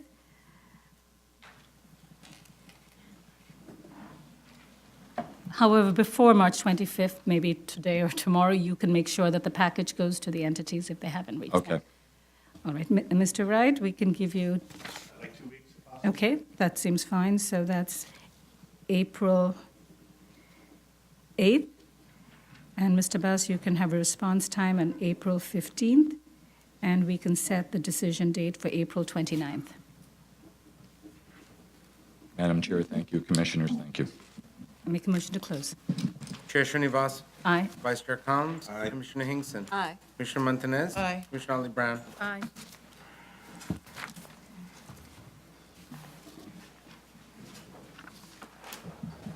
Item number 11, calendar number 26913BZ, 110 West 73rd Street, Manhattan, the law office of Marvin B. Mitzner. Good morning, Madam Chair, Commissioners. Marvin Mitzner from the applicant. At the last hearing, the board asked us to provide some more details on the storage of trash as well as sound attenuation between 110 West 73rd Street and the building next door, 112 West 73rd Street. We have provided letters addressing those issues. I understand the board may want some further elaboration on that. We'll be prepared to give that as long as we know the extent to which you would like us to elaborate. Well, just in terms of the trash issue, you said that you have an enclosed space within the building. Where is that?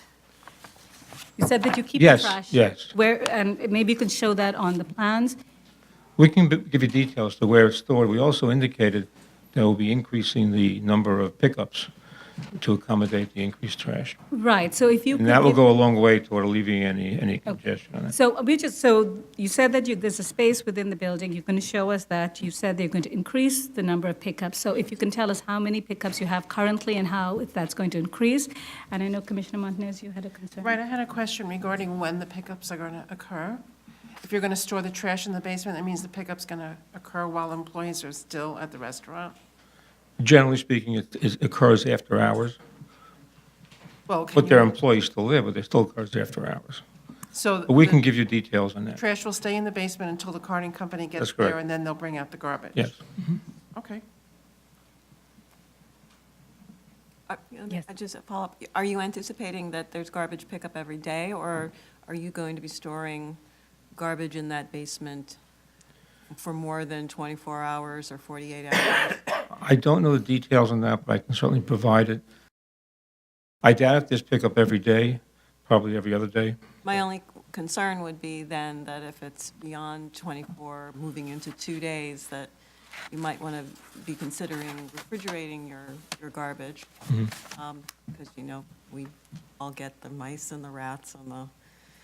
Doesn't help business either. We are talking about a residential Right. area, right? So it would be helpful to have more, I guess, more pickups than not. But if you're going to have sort of a significant time between pickups, I would like to see some accommodation made.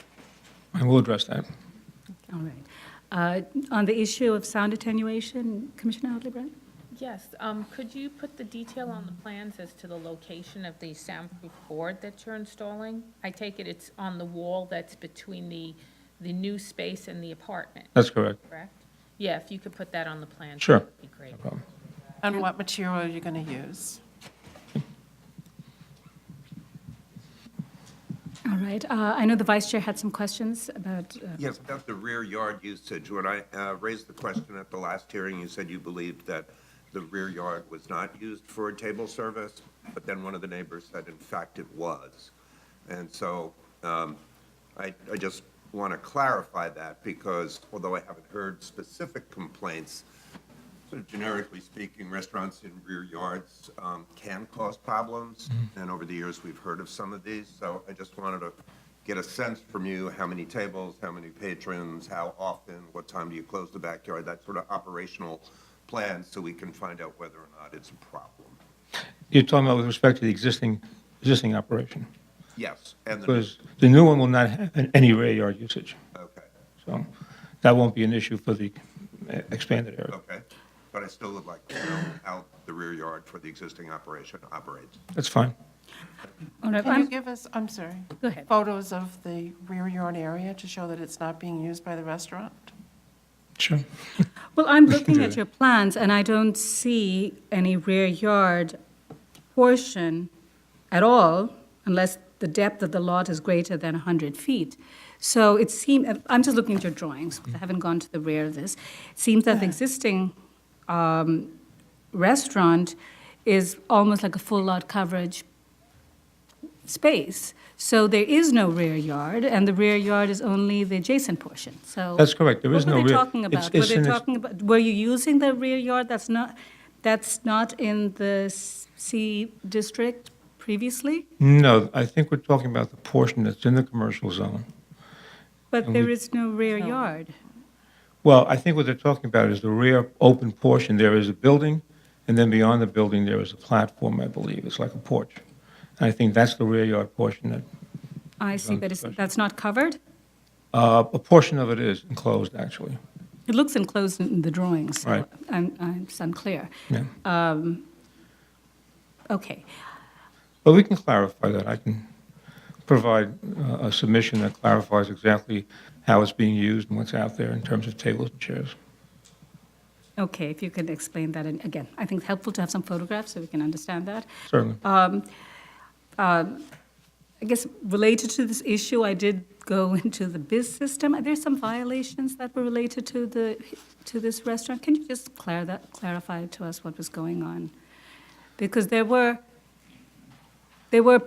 was construction that was done without permits. I'm presuming that your kitchen is at the lower level? Yes, it is. Right, but your plans don't show that, and that's fine, but your Cs of O don't actually allow you to do kitchen at that lower level. So can you come back to us and explain where you are in trying to clear up some of the violations that relate to the existing restaurant? Sure. And while it may not will- necessarily be germane to this, but I think we'd like to know, given that there's some history, and including some permit, some work that was being done on the adjacent buildings, including the space. Is the space right now being used as residential? I believe it is, yes. Okay, so it's currently occupied. It was Currently never, occupied. It's- there was never any enlargement taking No, place into no. this. You could, okay, can, just make sure. I'm certain of that. There was never any work done in that, Okay, in that building. all right, so if you can just speak to the issue of the violations that. Sure. and Sure, we can address that. with us. Okay, and I had raised an issue regarding the zoning lot. And the zoning lot has to include both lots So it's a technical issue. And you know you've spoken to our council and you've had many a debate on it, but I think there shouldn't be no debate. And I think the text is clear. So it's just a matter of putting some paperwork together that your zoning lot has to include lot 35 and lot 36. And if you can reflect that in your statement next time, as well as the drawings, as well as the zoning analysis. That's fine. You should be aware that the property is under common ownership.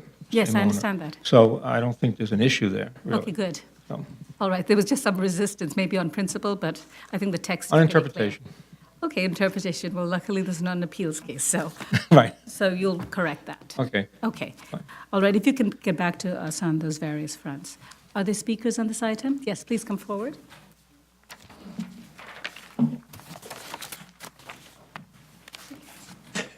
There's several issues here and subsections of the issues. I'm certainly sir. not. I'm sorry, Jeffrey Grappi, property manager for 114 West Yes. 73rd Street. A lot of stuff here, but I'm not going to be able to get to it all. Right. Essentially, the reason why that they were shut down to begin with was Mr. Ed Fortier from Padlock Division went there for lunch, spotted that, wow, this restaurant has grown since the last time I've been there. Sent inspectors in, found out that they knocked walls out, and it's just not 110 that they have here, 110 West 73rd. It's the other lot, which contains two buildings, 106 and 108. They knocked walls out and enlarged the kitchen. Right, that's all in the commercial district, I- 106 and I 108. understand, these are landmark buildings. They never gave notice. They never had properly insured contractors. They caused damage to our building. And essentially, as far as pickups for garbage, happens every night at about 4:30, 5 o'clock in the morning. We have high-rent apartments in our building. And on the first floor, these people are woken up every morning almost by these carting companies who feel that if they're awake, everyone else needs to be awake. Okay, so now if you're going to increase this, you're setting a bad precedent because now, instead of the restaurants being on the avenue because the rent is higher, they're going to now start migrating into the streets. Now, on our block, we have Project Find on 141 West 73rd Street, which is for the elderly and they're being taken care of. Right. On numerous occasions, because of livery cabs, personal cars waiting for the patrons inside, they park in front of the place, park in front of the restaurant, because there's no place to park, because Verizon across the street has the whole side of the block, and people who live on the block have a right to park their own vehicles there. So the street's blocked. Many a times, 2 o'clock in the morning, 1 o'clock in the morning, 10 o'clock at night, ambulances sit there with their sirens wailing, trying to get to that facility to offer aid and assistance to somebody who may be dying. I fail to see the restaurant expansion outweighing the fact of people and medical needs. Let's see. They have 5 or more serious open violations on this building already. Now, I don't like to get in bed with somebody who has wanton disregard for the rules and regulations, and I'm supposed to say, I trust you. I trust you to do the right thing. Now, this is way ahead of the cart, the horse in front of the cart here. We're sitting here trying to change the status of the whole block and the whole neighborhood. Meanwhile, nobody wants to take care of the violations. And not once has this person come and talked to us about what was done. So don't believe the garbage and don't believe everything. Thank you. You're welcome. Are there any more speakers? Thank you, Mr. Grappi. Mr. Mitzner?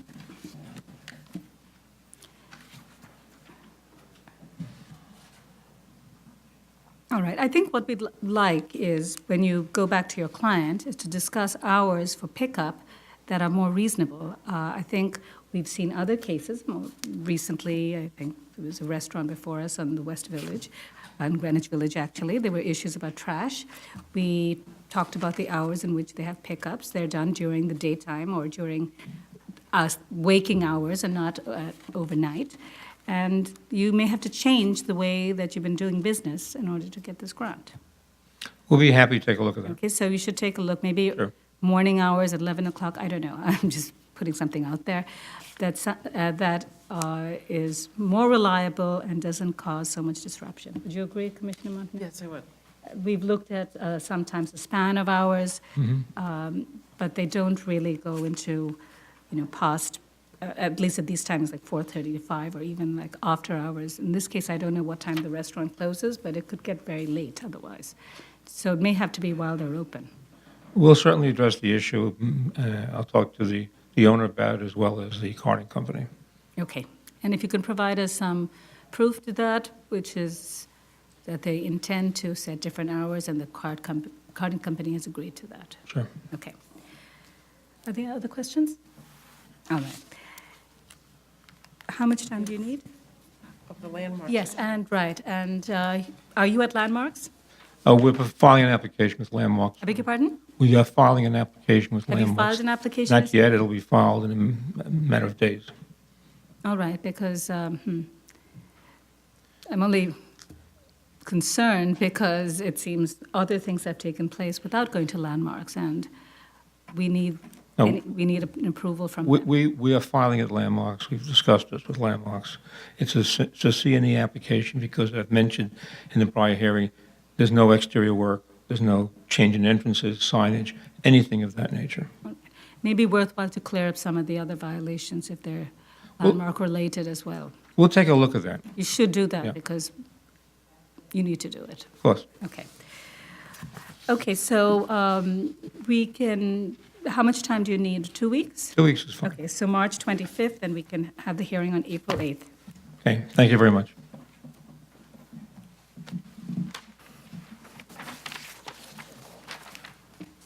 New cases. Item number 12, calendar number 21412BZ, 2784 Coney Island Avenue, Brooklyn. Philip Nizer. Kevin B. McGrath, Phillips Nizer, and the applicant. This is an application to permit the operation of an auto car wash in a C2-2 zone.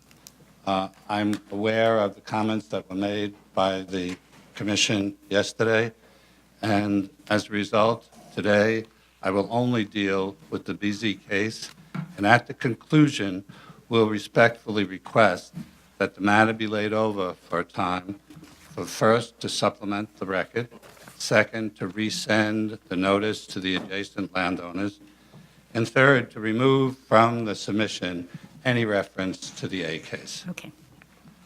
I would, however, wish to discuss with you this morning, still this morning, two of the necessary findings that the board will take into consideration. The first one is the finding number one, the unique physical condition or the practical difficulties or the unnecessary hardship. As you know from the submission, the site is an irregular site having over 7,500 square feet, and the structure on the site is a little over 2,500 square feet.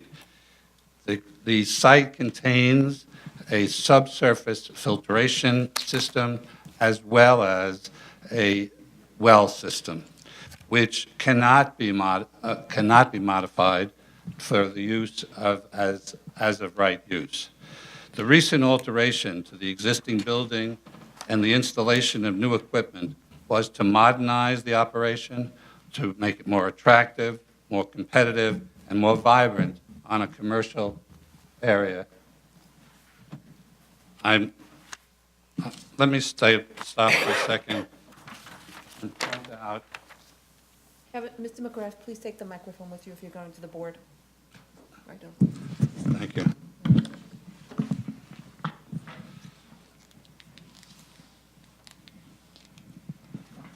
Here is the site. Here is the site. This is Coney Island Avenue. Here is the car wash. Here is the car wash. These are the exits onto the court, Catherine's Court, which is adjacent to the car wash. So the car wash is on Coney Island Avenue between the two courts, Kathleen Court and Garrett Court. If I may, to educate you further, this is the adjacent area on Coney Island Avenue. It's a mixed use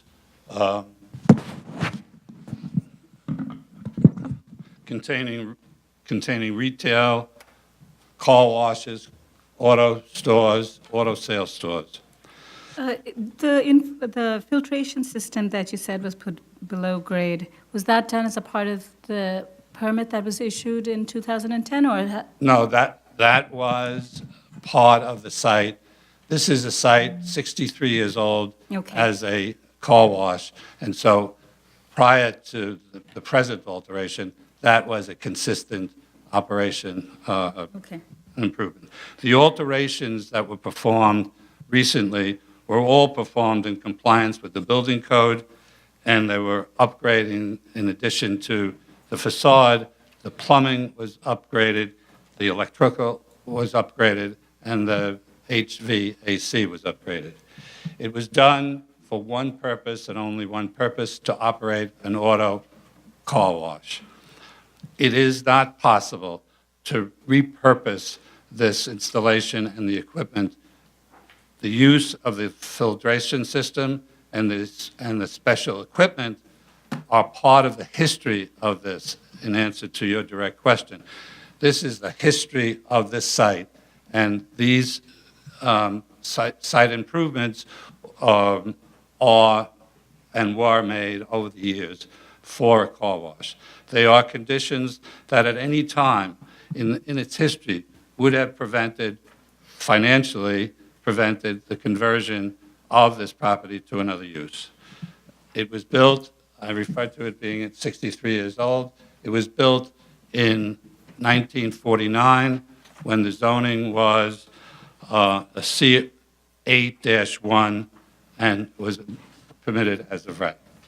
I'd like to share with you today the cited cases, which, by the way, I submitted in a memorandum of law, but the cited cases established the law that the practical difficulties and the unnecessary hardships can be found where the applicant obtained construction permits from the Department of Building and incurred significant construction costs in good faith, relying on those permits. The permit in this particular case was issued in November of 2010. And let me spend a few moments of giving you specific dates. On September 27, 2010, the applicant filed with the building department for a permit for the alterations that took place.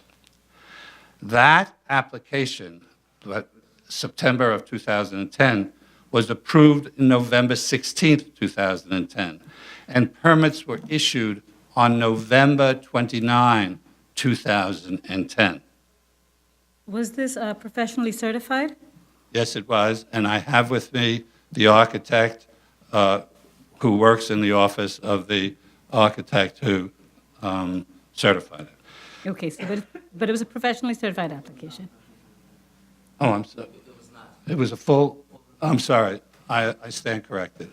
I stand corrected. I'm just told by the architect that it was fully reviewed. In May 11th, a stop work order was issued. That was 6 months after the work began, and the work was 99% completed at that time. After May 11th, 2011, the architect or his assistant, who's here today, went to the building department to discuss the stop work order. And on July 11th, 2011, the architect submitted a reconsideration.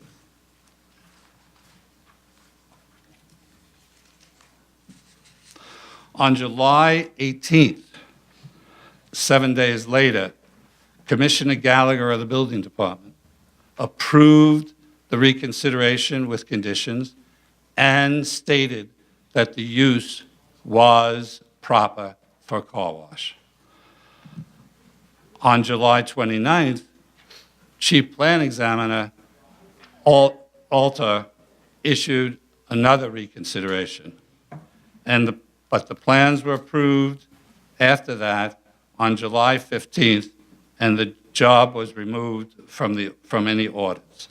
On July 16th, another stop work order, the stop work order was rescinded. On August 16th, the stop work order was rescinded. On August 25th, a second stop work order was issued. Again, the architect proceeded for the reconsideration, and But the issue of the use and whether it had discontinued only came up at the time when the stop work order was in place in 2011?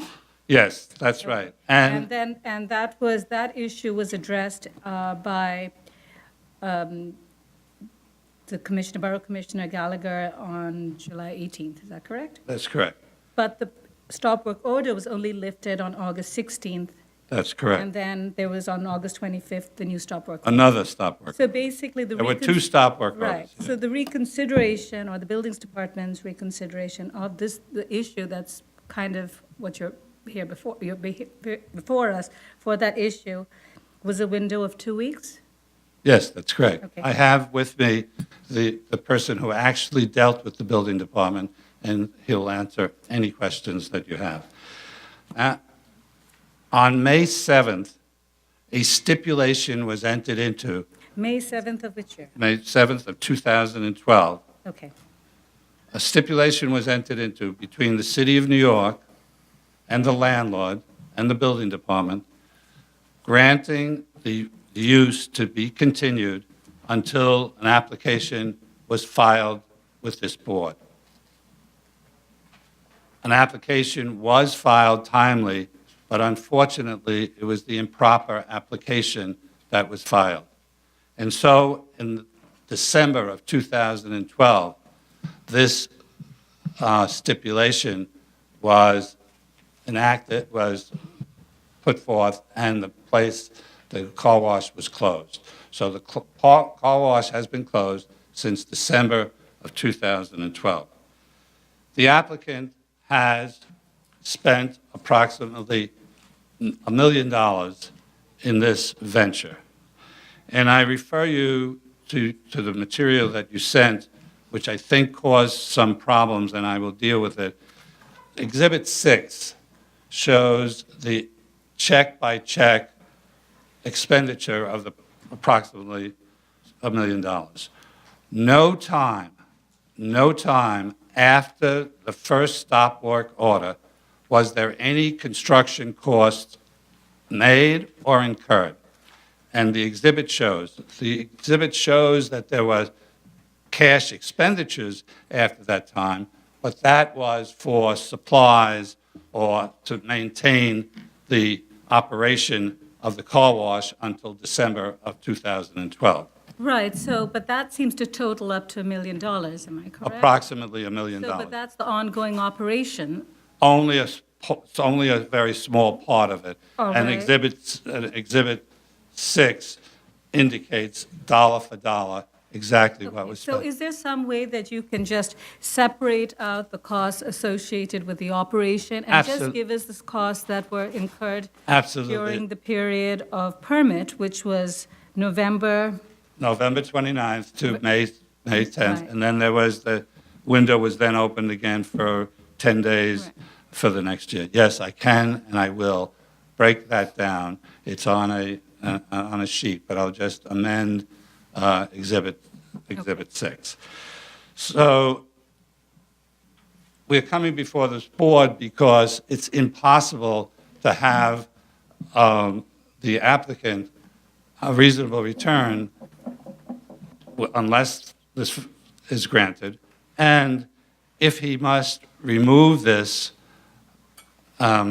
equipment and destroy the car wash, there'll be no possibility of recouping his investment.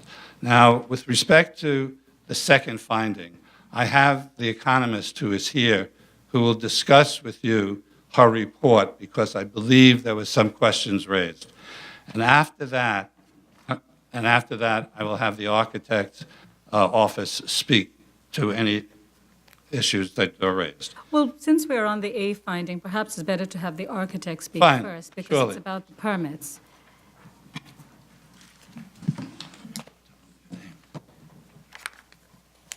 Alex Tatowski.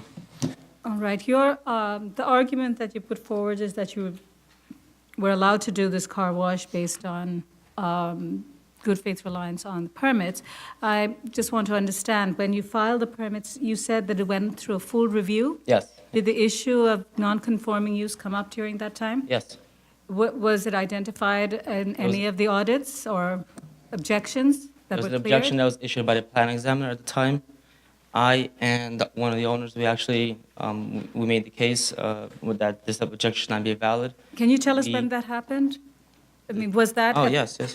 Right, was that in, between September 2010 and Well, November? I could tell you that the Madam Chair. Yes, It is submitted in our submission. Okay. And it's under the timeline of events, but he will speak to it specifically. okay.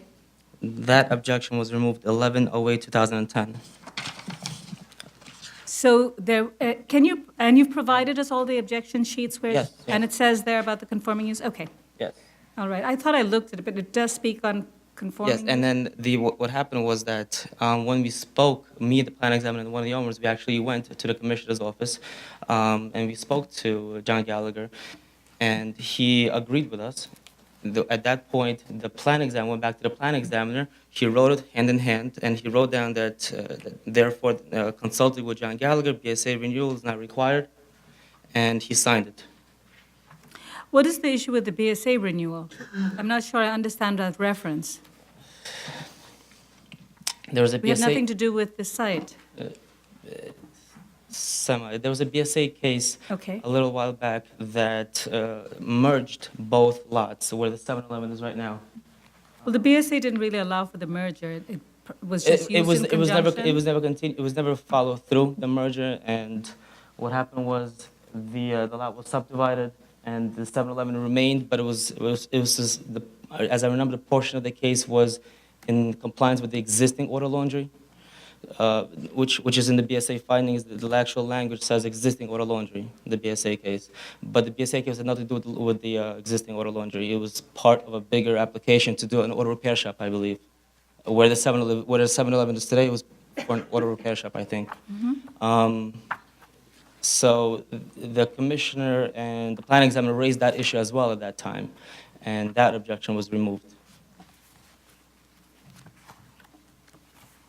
Okay, but I'll go back and look at that. Okay. So at that time, so then the permits were issued. So the discontinuance is raised. All these issues have been audited have been raised earlier on. The commissioner removed it at that time with his signature and with the plan examiner, and the plan examiner called out for him. And then we went to the application was approved. They started construction. About 85% of the building was actually completed. Then there was a lot of problems going on with the stop work orders, and we were able to lift the stop work order by the plan examiner. The job went to Neil Adler, who is the chief plan examiner, and Neil Adler at that time raised one objection, and one objection only, was that there was to be no loading and unloading in the rear yard of this property because it's very close to residential. That was the only objection that was raised. I met with Neil Adler. I said, Neil Adler, we're not planning to unload there anyways. So what I could do is I could make a statement on the plans saying that there's no intentions of loading and unloading in the backyard, and he agreed to that. We printed 3 sets of the plans. We came back to Neil Adler, ready for approvals, and another objection was raised at that time. At that point, the discontinuance issue was raised. At his level, he wasn't able to resolve that issue, so we had to put together reconsideration to go to John Gallagher. There's a memorandum that accepts specific evidence for that reconsideration to follow through, and that's also part of the package. And the archival documents was very difficult to find, but the landowner of the owner of the property, he has a trailer on site with tons and tons of paperwork. So we've hired a crew to go through all of that paperwork to find all the bills, the installation of when the well was installed, and the water bills and everything. We put everything together. We organized it by dates. We gave this binder with an explanation of everything that happened with a 2-year period, because the zoning was changed in 2010, I believe. So it was a 2-year period that they came very close of the 2-year discontinuance rule.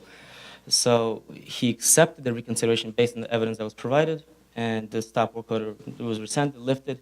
At that point, all we needed to do was pass a roughing inspection, which the roughing inspection was passed. They closed it. In 2 weeks, they're ready for operations. All right, you said the zoning was changed. What was the zoning before?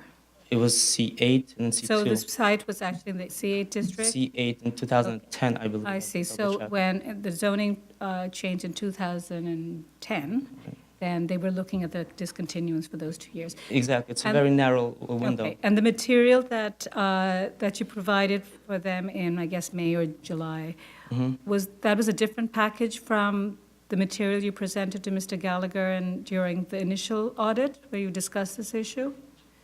Because you said that you met with him before the permit was issued in November, Yes. right? You said this issue was raised, you went to Mr. Gallagher with Yes. a bunch of material, you went to his office, and then he told the plan examiner to. Well, he didn't look at it that critically because at that point, he didn't need it. He didn't need that evidence.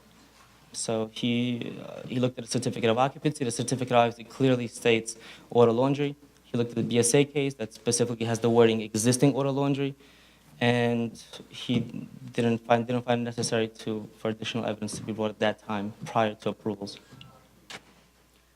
Was that because it was within the 2 years, or? I'm just trying to understand, when was the 2 years?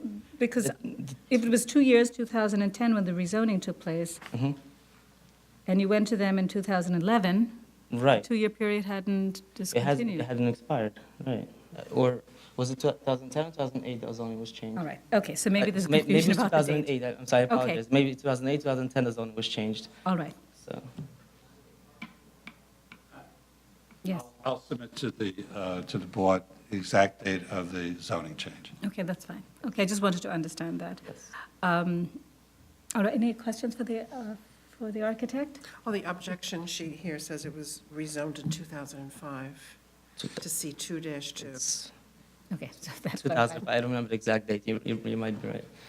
2005. Okay. Any questions? All right, just, I don't know if Mr. McGrath can answer this question, or you can, which is, the owner of the Z Car Wash is the same owner that has been there traditionally, historically?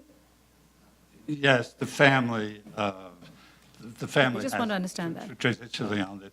The entities have changed, but the individuals are there. Okay, thank you. Thank you. We'll, Financial- yes. Ms. Cohen's here? And Ms. Cohen is here. Okay. Barbara Cohen, Robert B. Pauls, LLC.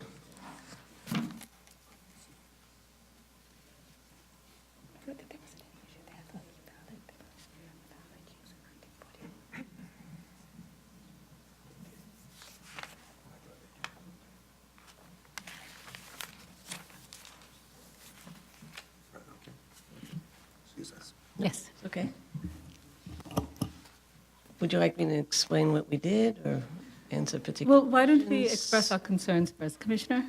My concern is that in presenting the financials, as it is the legalization, and valuing it first as vacant land, and then not using the construction costs for the auto laundry, it ends up looking as if the auto laundry is feasible, and yet the as-of-right use would not be feasible. But in reality, if you were to use the construction costs for the auto laundry as well, neither of those are feasible, which leads me to wonder what exactly is going on with this lot, and could it be issues that don't have anything to do with any hardship? Perhaps it's a market issue, because technically, and an as-of-right use on in a commercial zone on a major commercial strip should work.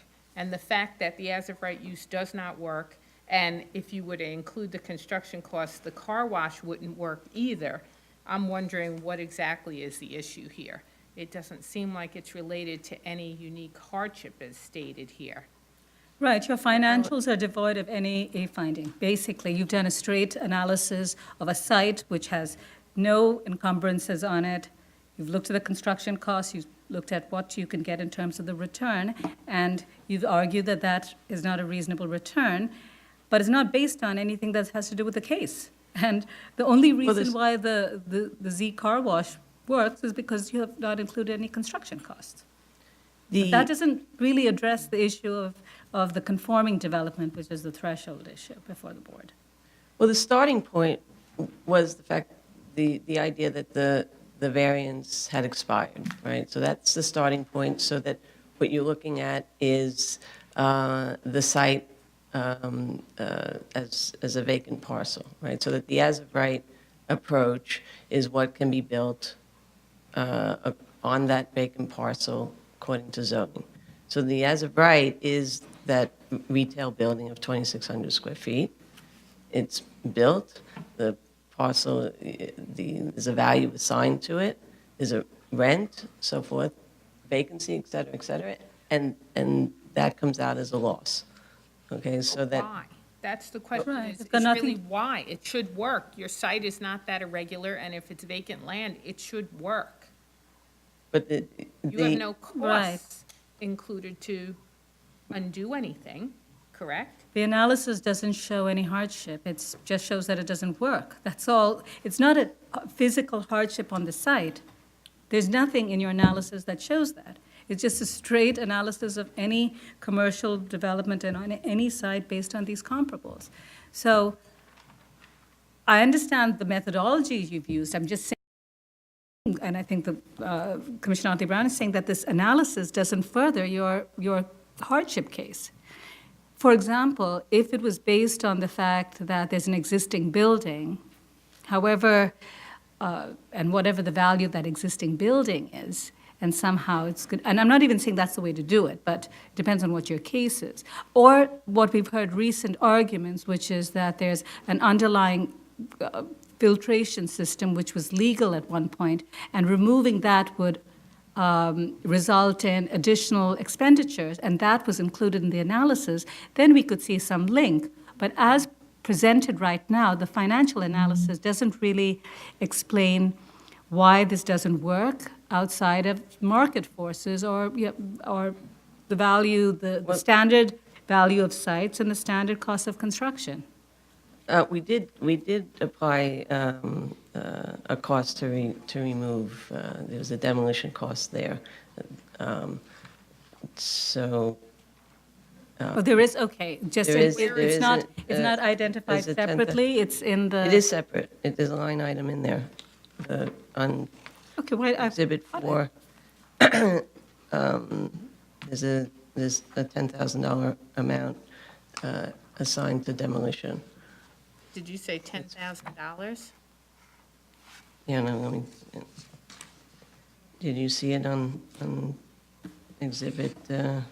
Right, that's What? not going to throw financials. An extra $10,000 in cost is not going to make an as-of-right use infeasible.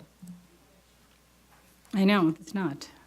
So, right. You're talking about $1 million in total development costs. $10,000 is not going to throw that one way or another, especially since the expected loss is $181,000, which leads me to believe if you take that $10,000 off, your expected loss would be $171,000. So I'm not quite getting the connection.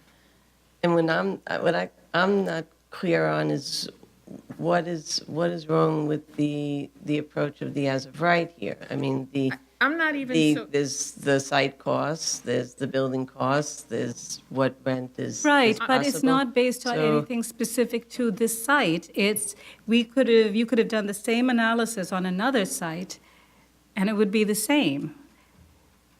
It just, No, if you it had depends to. on how much you're building and who you can fit in and what. Right, which is a broader zoning issue. So your arguments are more about, well, this site is valued for 1 FAR or 2 FAR of commercial use, but you're only building 0.5, and that's the reason why there's no return. That's your analysis, but that hasn't got anything to do with this site specifically, except that it's a small site.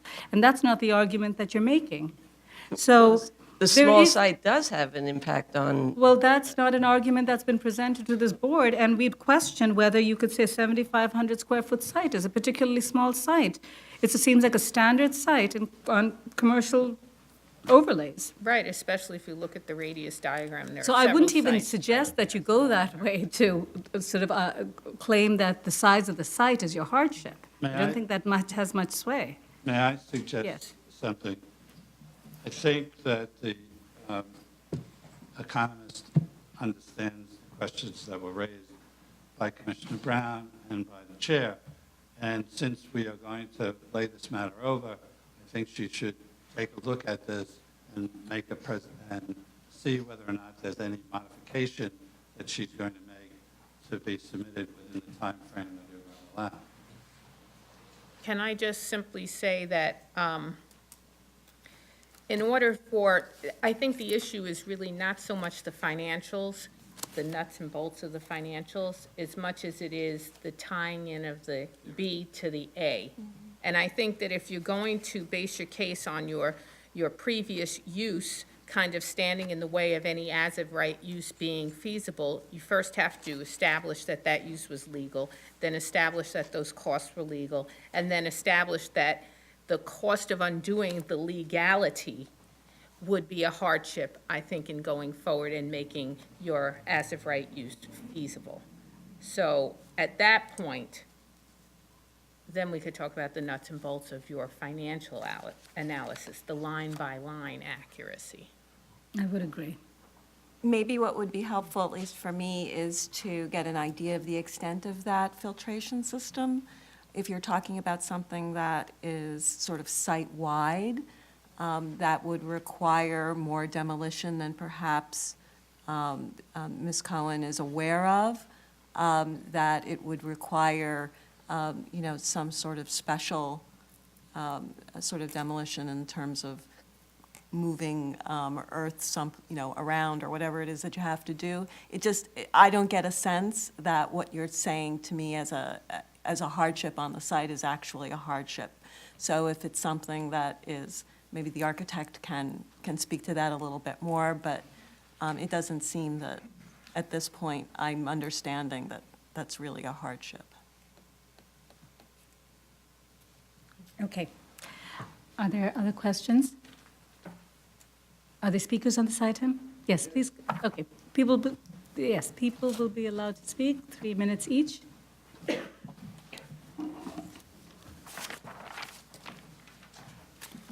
Good morning. Good afternoon. My name is Ilya Novostovsky. Assemblyman Steven Simbrowitz, in whose district this is, asked me to come in to make a few statements. Part of the reason we're aware of the issue is because the office continues to get complaints from the residents that are nearby. They were historically unhappy. We're glad to have the variance change, and have very sort of bad memories of the noise and traffic issues and the odor that comes with this kind of a facility. But the pattern of lack of community concern kind of makes its way even into this application. For example, the applicant and Phillips Nizer, in notifying the community, as they should, just emailed or just sent their notices on the 8th of this month. The community started getting these notices yesterday. Right, they Again, recognize our that. office started Yes. getting complaints and concerns and outrage. I mean, it is the Assemblyman's position that over the years, and this issue has now kind of marched through several years, there's been multiple chances extended to the applicant to make this right, to kind of address community concerns. While we know that traffic and stop work orders and odor, and the ECB violations here are not strictly zoning issues. At the same time, they operated in violation of the zoning.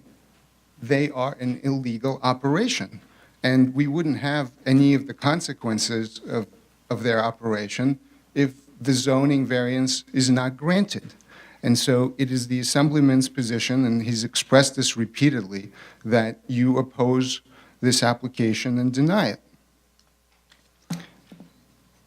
I can get into further details about the history or the kind of irritants that this facility comes with, if the board has any questions.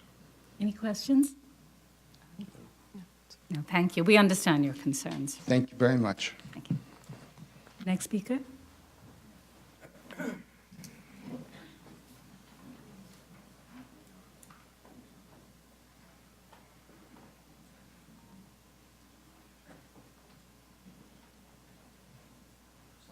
Supreme Court. Good morning. My name is William Allen. I am one of the residents on Gerald Court, and I am opposed to this granting of any variance. I just want to bring up two issues that I wasn't aware of. Number one, the hardship of the fact that they invested so much money in developing this site. I find it kind of incredulous that all this money is invested and nobody knows that the variance has expired, the special permit has expired. It just doesn't make any sense. It's not reasonable not to invest that kind of money. What is going on? The second thing is I've heard about the filtration system. Since Sandy and the block was flooded, that filtration system, as it exists, is clogged up with soap suds right now. And it has to be extensively addressed. And extensively addressed to such a point where I don't think it's monetarily feasible for that kind of investment. I don't know how much we can get into other matters, but the car wash has devolved into a public nuisance when it was open. The traffic congestion on Coney Island Avenue is horrendous, and it's getting worse. And then we want to bring in the fact that we're going to have a static traffic line, only making it worse. Traffic is backed up all the way from Avenue Z to Y, and now halfway down Y. So it's increased, it's gotten worse.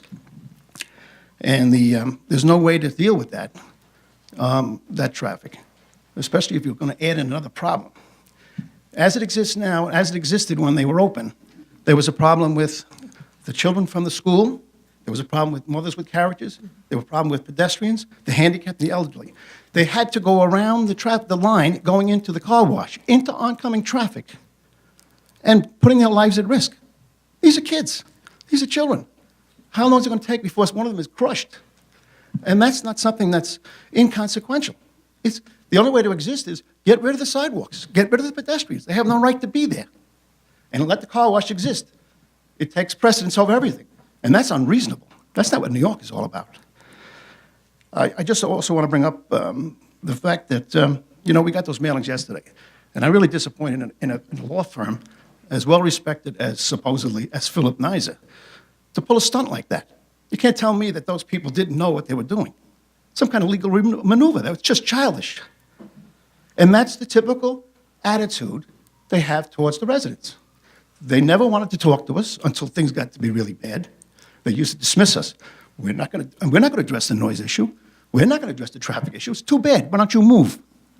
What kind of attitude is that? The people there before, years ago, you could talk to who ran that car wash. By the way, that car wash was closed for 4 years before they decided to invest all that money. And they didn't know about that? It's silly. And as far as design, it is not something that was done by Frank Lloyd Wright. It's a horrendous thing. I'm sorry, your time is up. That's okay. I made my point. Thank you. Thank you. The next speaker?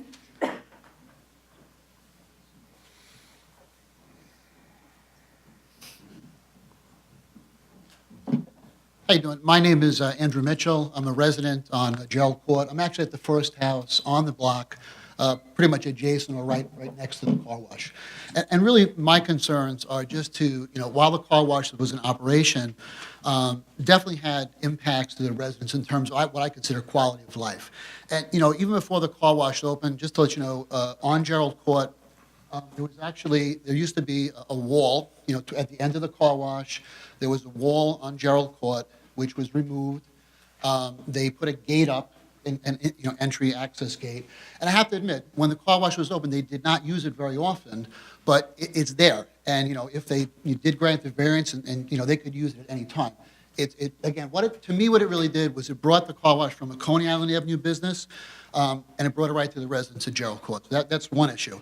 The noise, as one of my neighbors just mentioned, the noise levels, what happens is when the cars go through, of course, they get washed, and then what happens is there are blowers that start up, and as they start up, the best way I could describe it is almost like a turbine engine. It's almost like a little whining noise.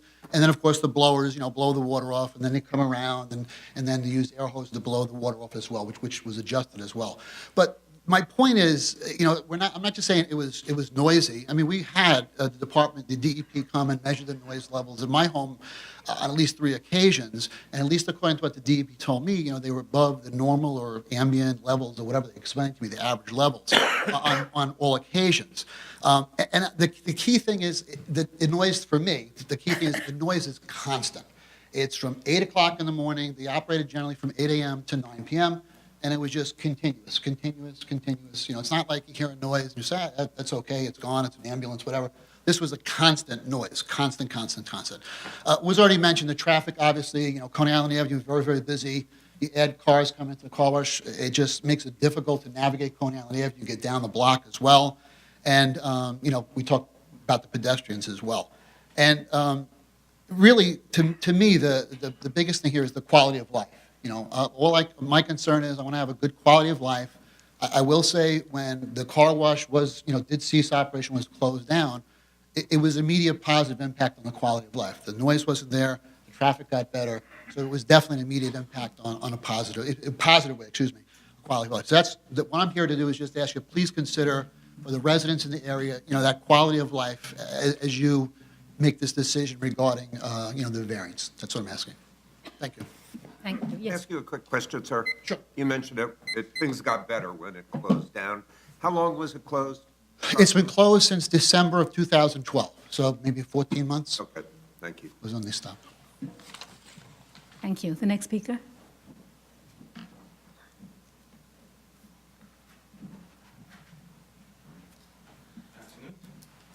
I'm actually a president of the board for Lincoln Gardens, that's located right behind the car wash. We have 3 buildings that facing... I'm sorry, sir, can you please state your name for the record? Gregory Ozerski. We have 3 buildings that facing car wash, and with the constant noise, you can imagine what kind of living you're gonna have in the apartment. Even with the windows closed, you constantly gonna hear that air blowers that basically dry the cars. Also, the traffic issue, pedestrians, it's a nuisance.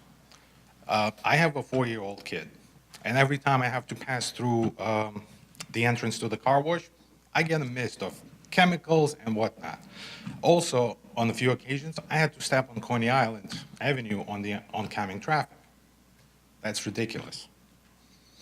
Also, on this picture, if you see, literally 10 feet from the corner, there is a turn to Gerald Court. If you have 3 cars lining to car wash, that Gerald Court gets blocked. You can't make a turn. So now you're creating more traffic on Coney Island Avenue. Sorry. Also, I have, I apologize, only 2 copies of the letter from one of the shareholders. Leave it to them.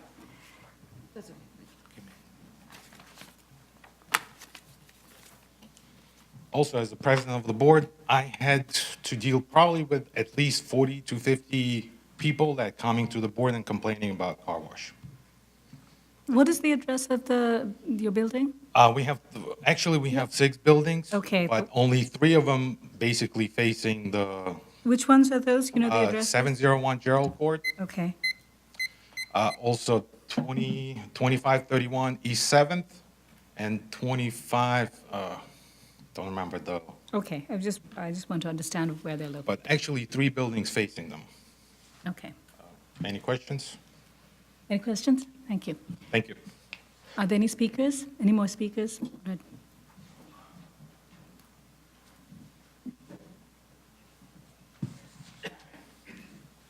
All right. With respect Yes. to the 3 comments, first of all, this matter went before the Community Planning Board, Community Planning Board 13. The Assemblyman made his voice heard. Matter of fact, it's interesting that this politician used as a backdrop this car wash to tell his constituents that he was in favor of small businesses in his last election. But in any event, that's an aside, and I hope that you take that as far as you'll take his comment. But the Community Planning Board unanimously approved this application. And with respect to the 2 comments after the Assemblyman, the owners and the operators are very concerned. And actually, they did something. After they spoke to the community on October 17th, 2012, they submitted an application for a temporary lifting of the stop work order so that they could put in a soundproofing canopy. That application was denied by the building department. We still have the equipment on premises ready to be installed at any time that the stop work order is lifted. With respect to I think the first comment after the Assemblyman about the wall, the owners would consider they have closed the gate, they don't use the gate, and they would consider putting the wall back as part of the conditions to the community. And in addition, when they spoke to the Community Planning Board, they made it clear that with respect to the traffic, that they would have an employee control the traffic on Coney Island Avenue. And that's a written commitment that they made to the community. So while they were operating, they were constantly speaking to the community and actually moved to install soundproofing equipment, but were denied because of the building department's stop work order. I have with me the operators, if you'd like to hear from them. If not, they can speak at the next hearing. Right, that's fine. I think, but I think it'd be helpful to give us a fairly detailed operation plan in terms of how many cars anticipated coming to the site. I just want to make one comment that your case, I know the argument you're putting forward is that you relied in good faith, and you talked about some case law. We'll review that, but in the end, I think even if that is the case, that you relied in good faith, I do have serious concerns about the appropriateness of this use at this location. And even if you make the A finding, I think the board still has to feel comfortable that you can make the C finding. And I just want to raise that with you. So I think in your next submission, you should provide better information regarding this particular use on this, the appropriateness of this, of the car wash at this location in the C2 district at the corner where you have residential in the mid-block. You have a street, Gerald Court, which is fairly narrow. So it is, in fact, it's less than typical narrow side streets. And this is it is an auto-oriented use. I think it'd be helpful if you noted that on Coney Island Avenue, there are other C8-type uses. I think we'd like to understand where they are. And maybe you could make some distinction between the commercial uses along Coney Island Avenue. So here you've just shown it all as commercial, but I think we want to understand where these non-conforming uses are and how they locate along the stretch. Yes, and with respect to your first comment about the appropriateness, this has been a car wash for 63 years. I understand that, but it's since you're not challenging the discontinuance, one can argue that the non-conforming use doesn't have a legal right to be here. Well, So just because it existed before, doesn't mean it's appropriate today. that's right, but the A case would confront the issue of... But there is of no the- A case. No, I know there isn't, but speaking to staff, there's been a discussion with respect to that case. With respect to an appeals case? Filing an A case, either... Well, the appeals case is a completely different Right, set of they're arguments. I two don't want to different go, we're talking about the variance right Right, now. right, we And I are. think the point I want to make in response to what you now said, which is just because the car wash had been here for 63 years, doesn't necessarily make the use appropriate. Even if it's grandfathered. Grandfathered rights are a different issue. For the board to make the C finding, I think one cannot rest on the fact that this use has existed. And I will address it. Okay, that'd be good. Are there any other questions or comments?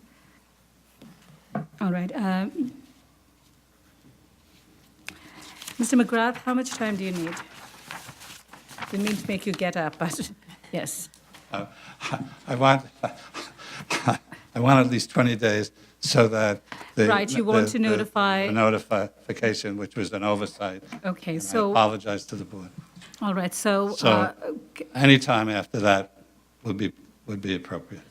okay, if you can submit to us on, why don't you submit to us on April 15th, and we can continue the hearing on April 29th? And thank you.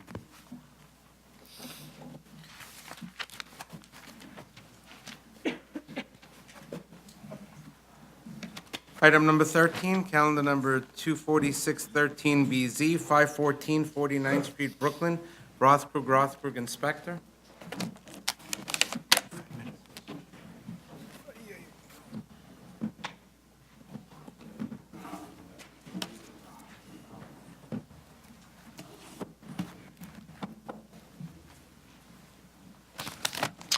Thank you. Good afternoon. Adam Rothberg. I'm here on behalf of the Lutheran Medical Center in connection with the variance for the Sunset Terrace Family Health Center. This is a building that was constructed in the late 1950s under the prior zoning. It hasn't been significantly enlarged or updated since that time. So at the present time, due to changes in healthcare in general in this neighborhood, state and federal programs, they are seeking an addition of approximately 5,000 square feet, which is relatively modest. It will bring us to an FAR that's essentially within 10% is what permitted. However, the only location for this is in an existing rear yard. As indicated on the site plan, a portion of the building already is located in the required rear yard. This is existing, and we're proposing to essentially extend that line, maintaining a 11-foot rear yard between our properties. And as indicated, the existing houses on 50th Street all have 30-foot, minimum 30-foot rear yards. We did have someone present at the board's executive session, so I know the board had a couple questions, and we do have representatives of Lutheran as well as the architect to address some of the issues. I'll say briefly that with regard to need, Lutheran is an existing facility that services a tremendous population within the Sunset Terrace area. There are hospitals closing in this area, and there are a series of new programs, including the Home Health Initiative by New York State, which is trying to provide that patients that currently come to this facility for mental health treatment can seek medical treatment as well. So while we offer some treatment at the present time, We do seek to use the majority of this addition to incorporate a dental health program within this facility. That needs to be at this location on the first floor. I think the plans Is that graphically... related directly to this new program, or is that just? That's related to the program. The program is designed so that patients don't have to go to various locations to get health care. So- They can... Well, may I make a suggestion? I think what would be helpful is perhaps to first give an idea what the existing programs are. I know that Commissioner Otley Brown said that. So if you're talking about that currently you have, various programs, so many exam rooms, but I think programmatically what kind of uses there are in here. And what is the patient body that you have right now that comes? Now, is that being increased as a part of this program? Because now this number of 5,000 and 10,000, I don't know what the relationship is. Well, they are going to see, and I'll let actually representatives of the healthcare system describe the services and increased population that'll be served by the proposed addition. So I think the plans do show graphically, and we did include a table showing what facilities would have to be cut out. Unfortunately, Well, it's just unclear because, I can understand your room count, and you've given us that, but it doesn't really explain the choices that have been made as a part of that, which is you've traded a lot of things like, storage space and mechanicals instead of the spaces that are for dental exam rooms, and there were 2 programs that you said the number of rooms decreases. So we don't understand why that choice was made. You could allocate the space very differently and still get some of those program spaces in your as of right. So I know you put the table. I don't think the table is very clear. And I noted this yesterday that under one situation, which is the as of right, you have a good portion of each floor dedicated to the egress, but in your proposal, you don't have egress over there. So it didn't seem like we were comparing a 4-story enlargement to a 2-story enlargement in terms of apples and apples. It just wasn't. Well, I think the biggest thing, there are 2 main issues on doing a 4-story addition that's only 14 feet wide, and that essentially is you're losing a whole row of rooms. So you need to have a corridor that, instead of being able to service areas on both sides, is just servicing one row of rooms, and that's what you're left with. And I think that the architect who's here today, Right, you have a Mark single O'Leary... loaded versus a double loaded. Correct. Right? But I think the point is that even if that's the case, discussing, I'm just looking at these plans, you've provided more corridor space than you need, and I don't understand why. So if one had to use the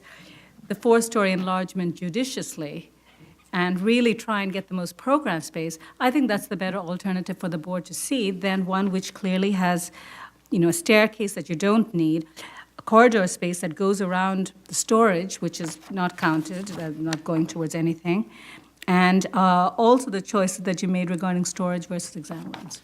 Well, again, I would say, I understand that, we could definitely show that. More importantly, what you're doing is you're breaking up different services, so you're putting medical services up on the mental health floors. You'd have to have, again, the medical services are pretty much concentrated on the basement and first floors, so that includes the medical and the new proposed dental services, as opposed to the mental health treatment that's on the upper floors. So it's not a matter of... But I'm looking at the 3rd and 4th floor, and while you have no exam room on either of those 2 floors, you only have a lot of storage, you have the director's office, you have a staff lounge. So the top 2 floors, which are supposed to be the floors with therapists and mental health, doesn't seem to have the critical patient areas there, at least from what I can tell. So it doesn't jive with the argument you're making. Well, again, limited to the width of what's permitted by the as of right, they submitted as the best possible condition as to what could be provided there. Well, I'm But that questioning- really doesn't serve the needs of the facility, as well as the programs that they're trying to institute at the present time. I just don't see any discussion that really explains that. Well, we And can I do certainly- question this. Yes, Commissioner? Yeah, I have similar questions. As a starting point, it would help me if I knew more about what the existing program is. What is this building or this ambulatory care facility actually used for? Is it solely for mentally ill I think people? it might be a good time to introduce Representative. Right, of but let the, Commissioner Otley Brown finish Sure. the question, set of Yeah, questions. I would just need to know what it actually is used for. Then how is this deficient given what you want to move towards, what you want it to what you want it to serve, what function you want it to serve? And then show me how you're addressing it, and also show me how your as of right is not addressing the function that you want this building to serve.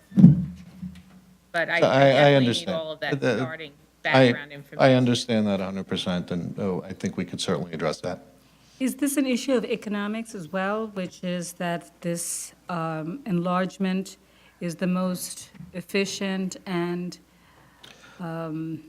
Well- cost-saving Well, enlargement? the as-of-right enlargement is a non-starter. Just the amount of space that's lost to the circulation and not having spaces that we need in the proper area just would not make that feasible at all. Mr. Rothkrug, the only thing I would say, you keep saying that, is that your as-of-right as shown by the architects is not, to me, a convincing I understand. alternative. So, so to say it's non-starter, I don't know if that's correct to say it's a non-starter. One should look at a better proposal. So, but I'm raising this because there's other space that you have on the ground floor, and the second, the basement and ground on first floor, where you could enlarge, which you haven't looked at, and there's no explanation. So, if you look at, Such as which, if you look at your site plan, or any plan, and there's a whole area to the side, I don't know what the practicality is, but it just isn't, it's a big area that seems to be open, that you could have a more efficient, let's say, floor plate than what you have in the 14-foot enlargement. And it hasn't been explored. And it's not even clear that there's any reason why the total enlargement has to be on one side and where it cannot be spread between two places. So even if you wanted everything on the ground floor, why couldn't you take advantage of the fact that you have space that you can enlarge on both floors as of right? I just don't want, my concern is that I think that the organization should look at this a little more critically and see if there's really an as-of-right solution here. It seems to me that there's been discussion about what the zoning allowed, that the zoning took something away, and... I didn't really get into that. I know you didn't. And I In know our that paper, wasn't a part of it. absolutely in our papers, because I think it is relevant, but again, But that's not the also, basis of the... close to like 10 years ago, so... That's, again, that was Different not... issue, and we can lament whether that was appropriate and how it's been a problem for some nonprofits. But I think that I'm just looking at these plans, and it seems to me there are areas where you can enlarge at the same two levels that you want to, but it's a different design. And if you're not wedded to this design that you haven't filed building permits, maybe you should look at this a little more critically. There are concerns about reducing the rear yard, even though it's set back from the homes by, the home's set back by 30 feet, and this is 11 feet. It is less than what you will get if this was as of right. And it has an impact on lighted air, although I would say not a significant impact on lighted air. CARE, and first of all, I will say that a lot of thought and time and effort went into designing this particular addition. This is, this is being funded by The state? federal government, and we just found out today that we got state approval.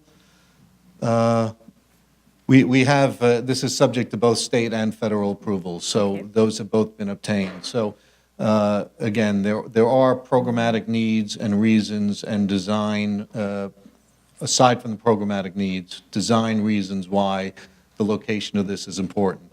Again, they weren't all addressed in the current papers, so we will submit additional information on that. But even to the extent that The services being rendered at this location qualify under Article 28 of the health law versus Article 31 of the upper floors, so that it's required by code to be separated. There are issues that, again, we've addressed since the board's executive session and reviewing the papers that we can address in further detail to support the location of this addition here. So I'm confident that we can satisfy the board in that regard. We are maintaining 11 feet. We're not building all the way out to the rear yard.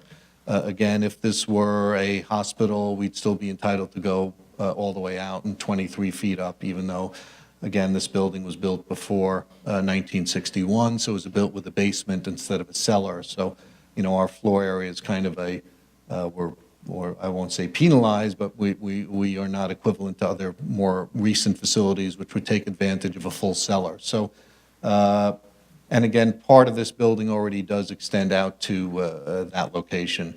The rear yards of these homes are primarily concrete areas. And again, we are limiting the height, and we are keeping 11 feet. So a lot of the community facilities I know that come before this board are building right up to the lot line, 23 feet or higher in height. I think this is substantially lower than that. But that said, again, I would like to call on representatives of the Lutheran as well as the architect to address some of the questions the board raised. Okay.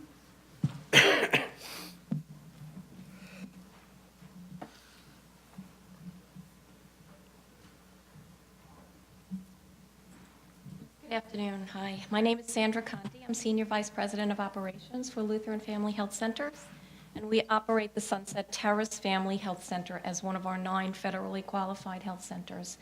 Currently, we have existing mental health services within that building, has been in existence for many years. We service approximately 400 patients in and out of the mental health facility through social workers, psychiatrists per day. So it's a very busy site. We have just recently added some renovated primary care services. We have been servicing the HIV community for many years in that building, and we had 5 exam rooms that we were dedicating to that service, and we recently were able, through another grant, to move that existing service to the other side of the building and add 2 more exam rooms there. So we have the mental health facility on the upper floors, the mental health registration and appointment scenario going on in on the main floor of the building. And then on one side, we have 7 exam rooms where we're servicing a subset of infectious disease folks and some primary care.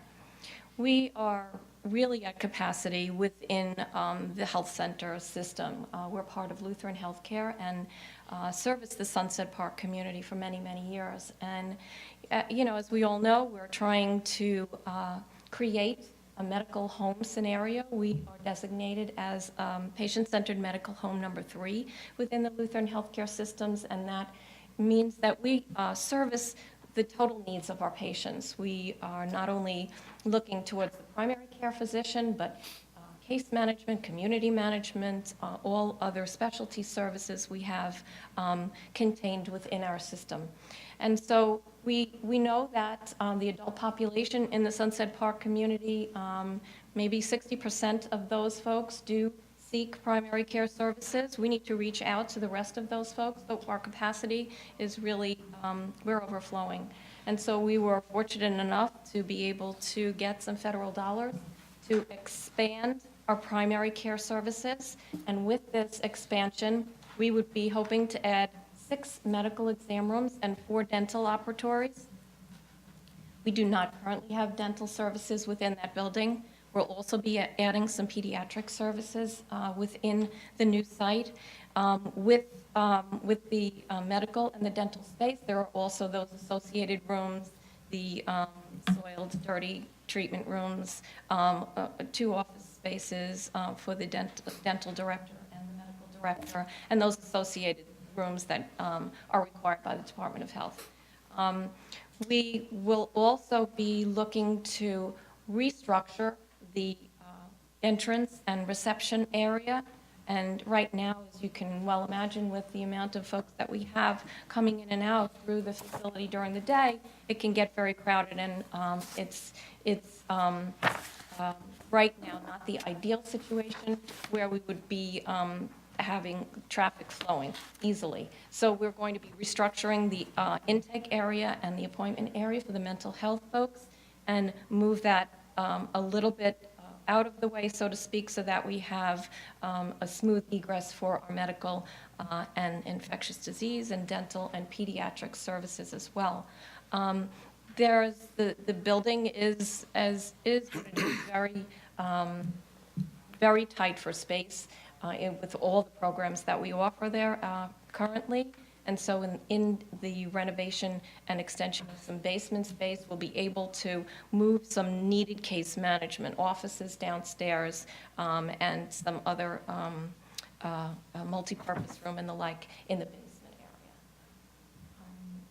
I'm happy to answer questions. Yes. So is part of the reason why you want to have a two-story expansion versus 4 stories that you really want to expand only the primary care portion, and you want to keep that somewhat segregated from the mental health activities going on the top 2 We floors? would like to do that, and I think it would be difficult in the other scenario of building on the mental health floors, even with regard to our staffing, because we'd have to have separate staffing for each floor. With having everything, in one designated area, that it would be really beneficial to ease of respect as well. Yes. Yes. I've got a question. You mentioned that you got federal dollars to do this expansion, sort of cart before the horse. Did the federal dollars come with sort of the program for you and say, if you accept this money, we need you to do dental services, or we need you to, or did you actually design the program and then go after the federal dollars?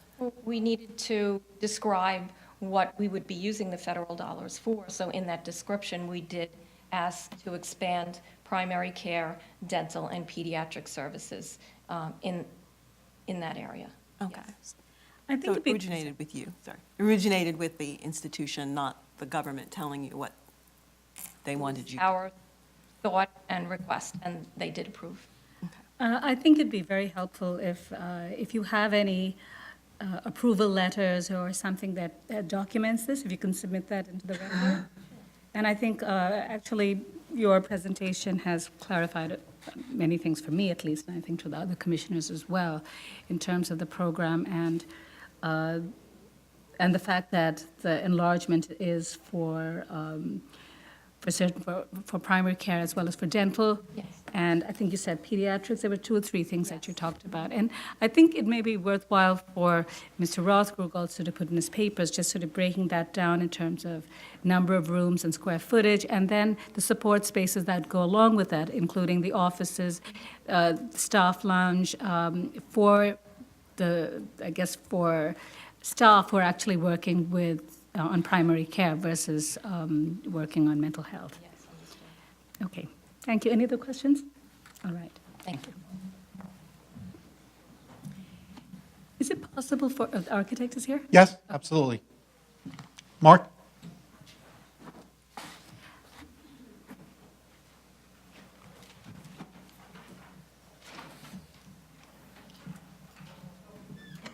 My name is Mark O'Leary, and I'm with RBSC Architects.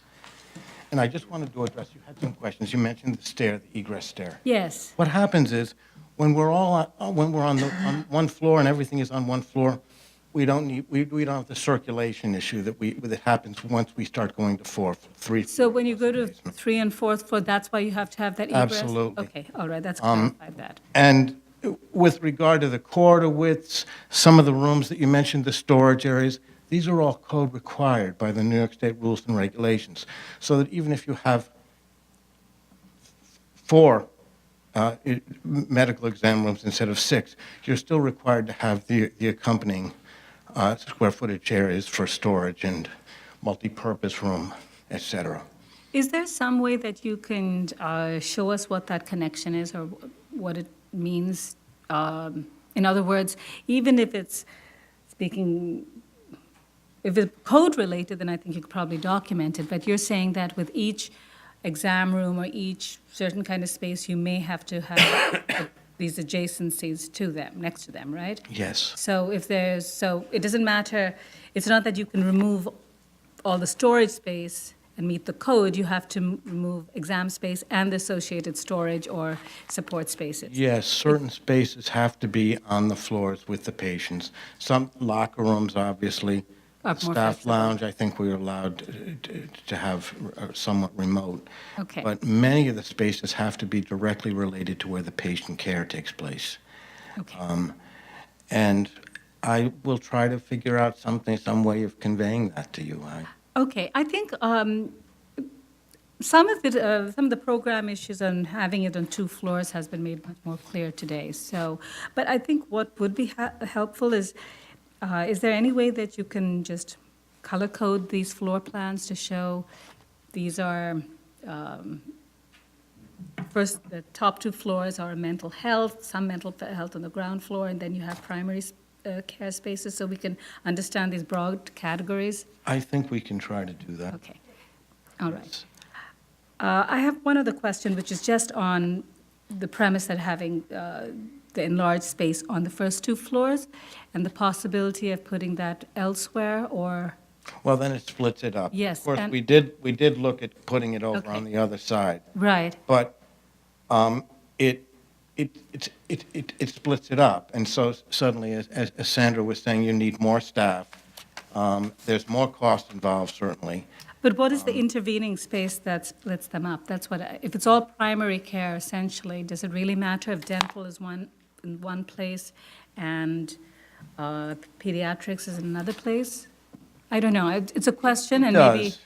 Okay, maybe you can get back to us and Okay. explain that to us. And of course, there's always the cost issue. Okay, I just want to understand that as well. But and let's see. I guess the main thing you were mentioning the stair, and I wanted you to know there's a very practical reason. I And understand. There's also a safety issue. Although this is considered office use, we end up when we have the patients all on the first floor. They go directly out in case of an emergency. They don't have to go to a stair, or either the existing fire stair or to a new stair that we built. Okay, Thank you. all right, thank you. Are there other speakers on this item? Yeah, come up, Deb. Yes. You can come up. Just be careful. You're part of the camera, team? sorry. Yes, please. I want you to hit into it, I'm sorry. So with regard to the staffing and your question of separating pediatrics from dental, we would be sharing staff. It would be the same staff who would be registering the patient for dental or pediatrics or a medical visit. It would be the same medical assistants for pediatrics and primary care. The dental assistant would be separated, but much of the staff would be shared.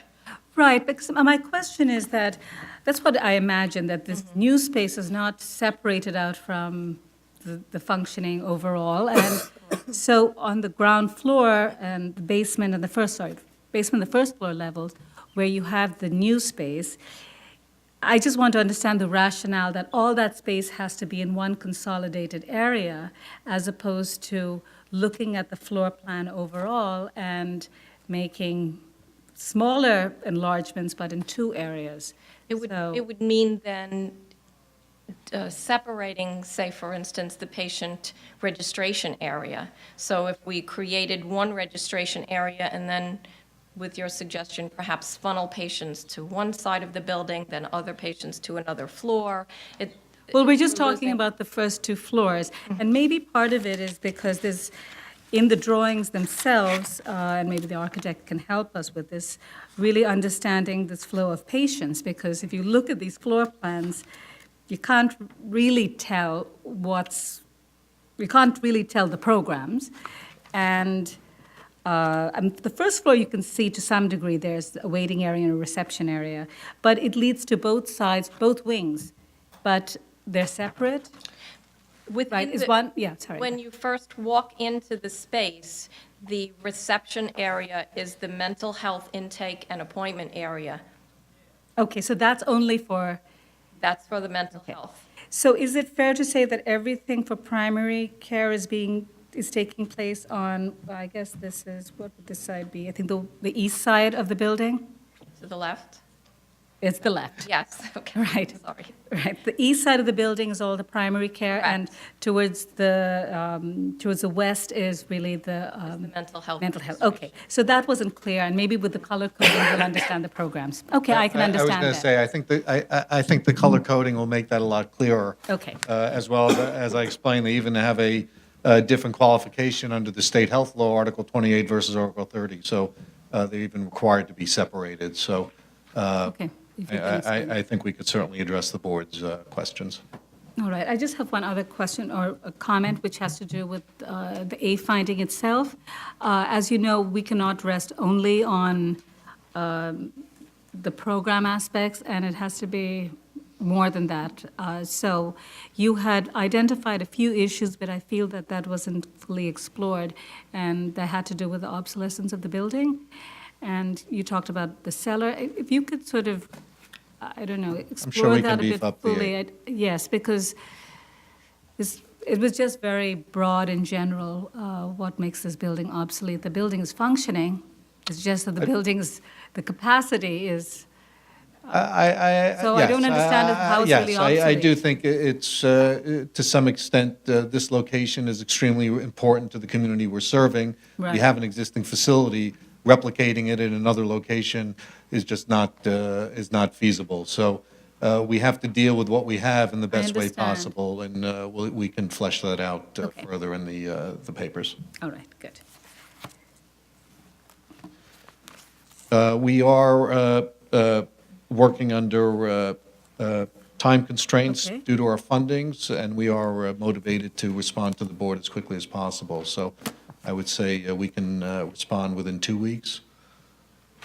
Okay, so that's March 25th, and we'll have the hearing on April 8th. Thank you very much.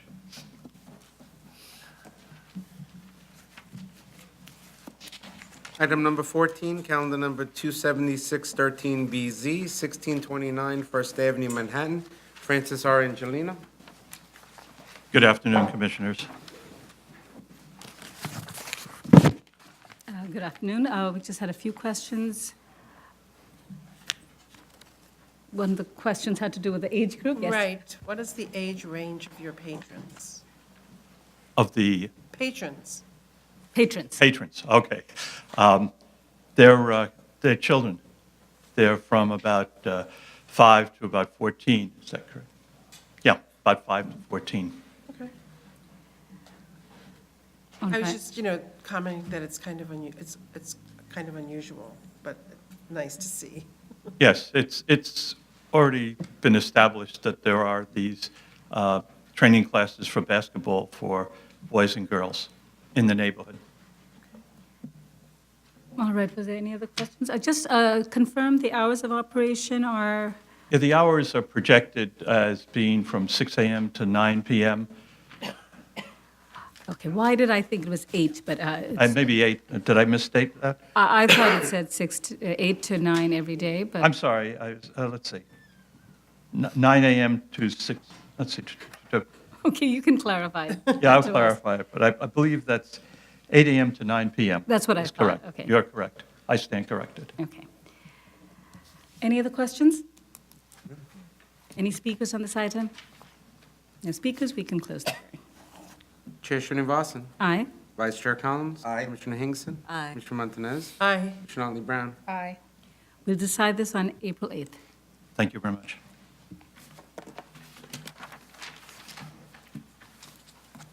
Item number 15, calendar number 29013BZ, 2244 Church Avenue, Brooklyn. Herrick Feinstein. Good afternoon, Commissioners, Madam Chair.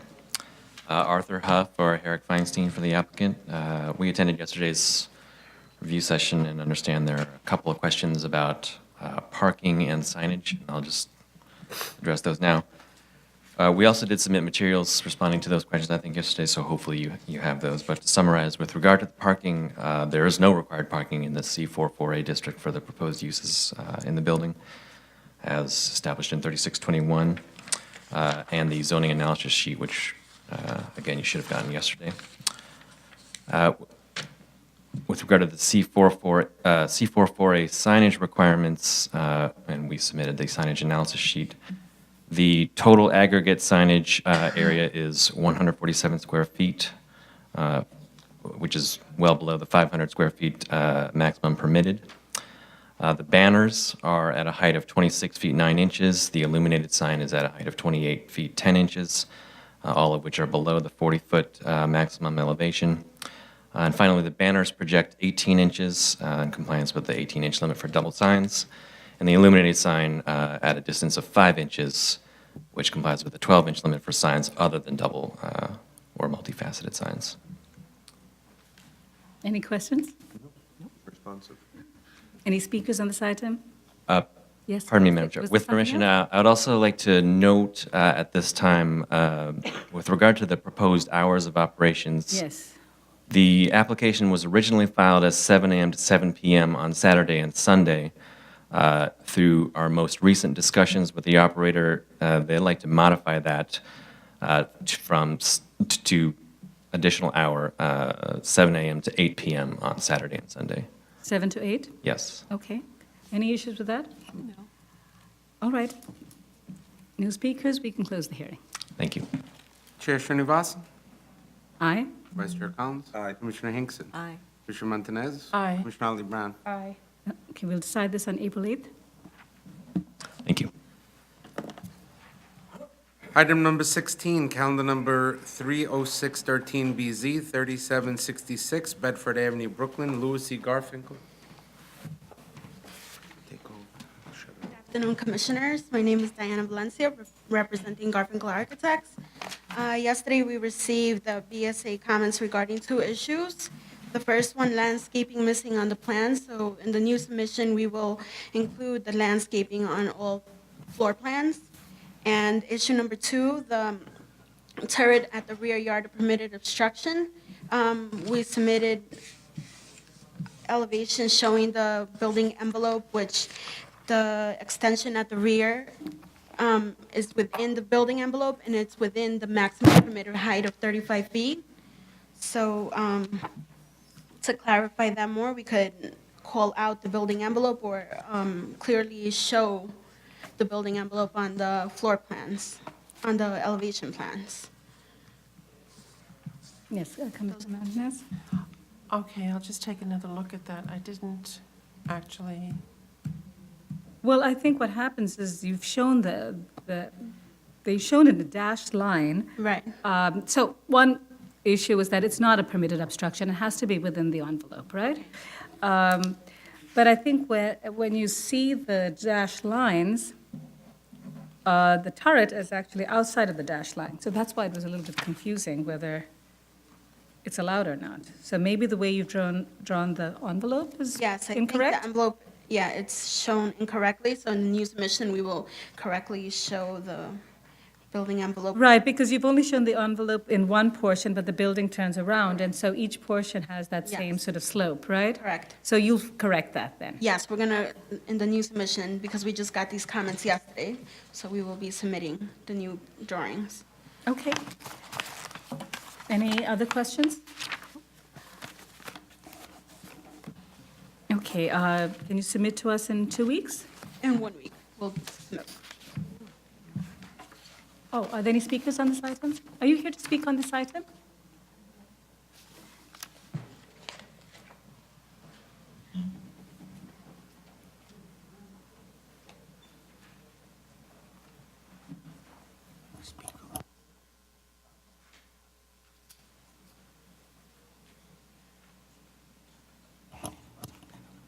Okay, doesn't matter.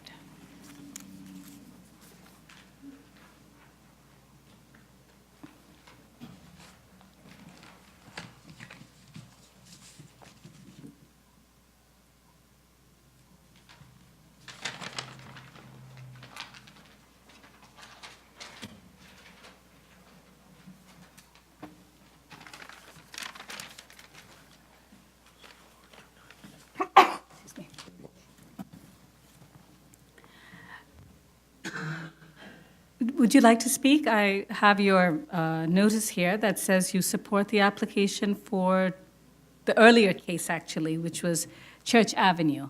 Church Avenue. Would you like to say anything into the record, even though that case you've been here? Yeah, the Church Avenue have my building, but I spend about, thousand and something dollars for that fixing this, because it takes more time. But right now, they don't do nothing, they just. All right. Sir, unfortunately, this hearing is not for the case that you have. Why don't you speak with our staff, and if you have any concerns, you can speak to them, and we'll make sure that the board members get to hear about it. I can, because I don't see the inspector, so I can speak to them. Yes, just speak with our staff, okay? Yeah. Thank you. Is this yours? This? It's mine. Okay. All right. Thank you. Any speakers on 3766 Bedford Avenue? Okay. Is anybody here to speak on Bedford Avenue? All right, so in that case,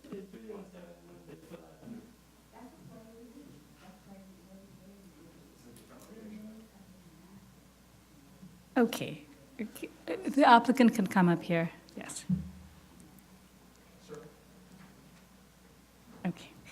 So, all right, so you're going to put the landscape, you're going to make sure that the turret is within the envelope. I know Mr. Garfinkel's aware of that, so I think we can close the hearing. And we can leave the record open for you to revise the plans. You can give that to us in 2 weeks. Yes. On March 25th. We can vote this out on April 8th. Okay, thank you. Chair Motion Shirley to close. Boston? Aye. Vice Chair Collins? Aye. Commissioner Hinkson? Aye. Commissioner Montanez? Aye. Commissioner Otley Brown? Aye. This concludes the public hearing for March 11, 2014.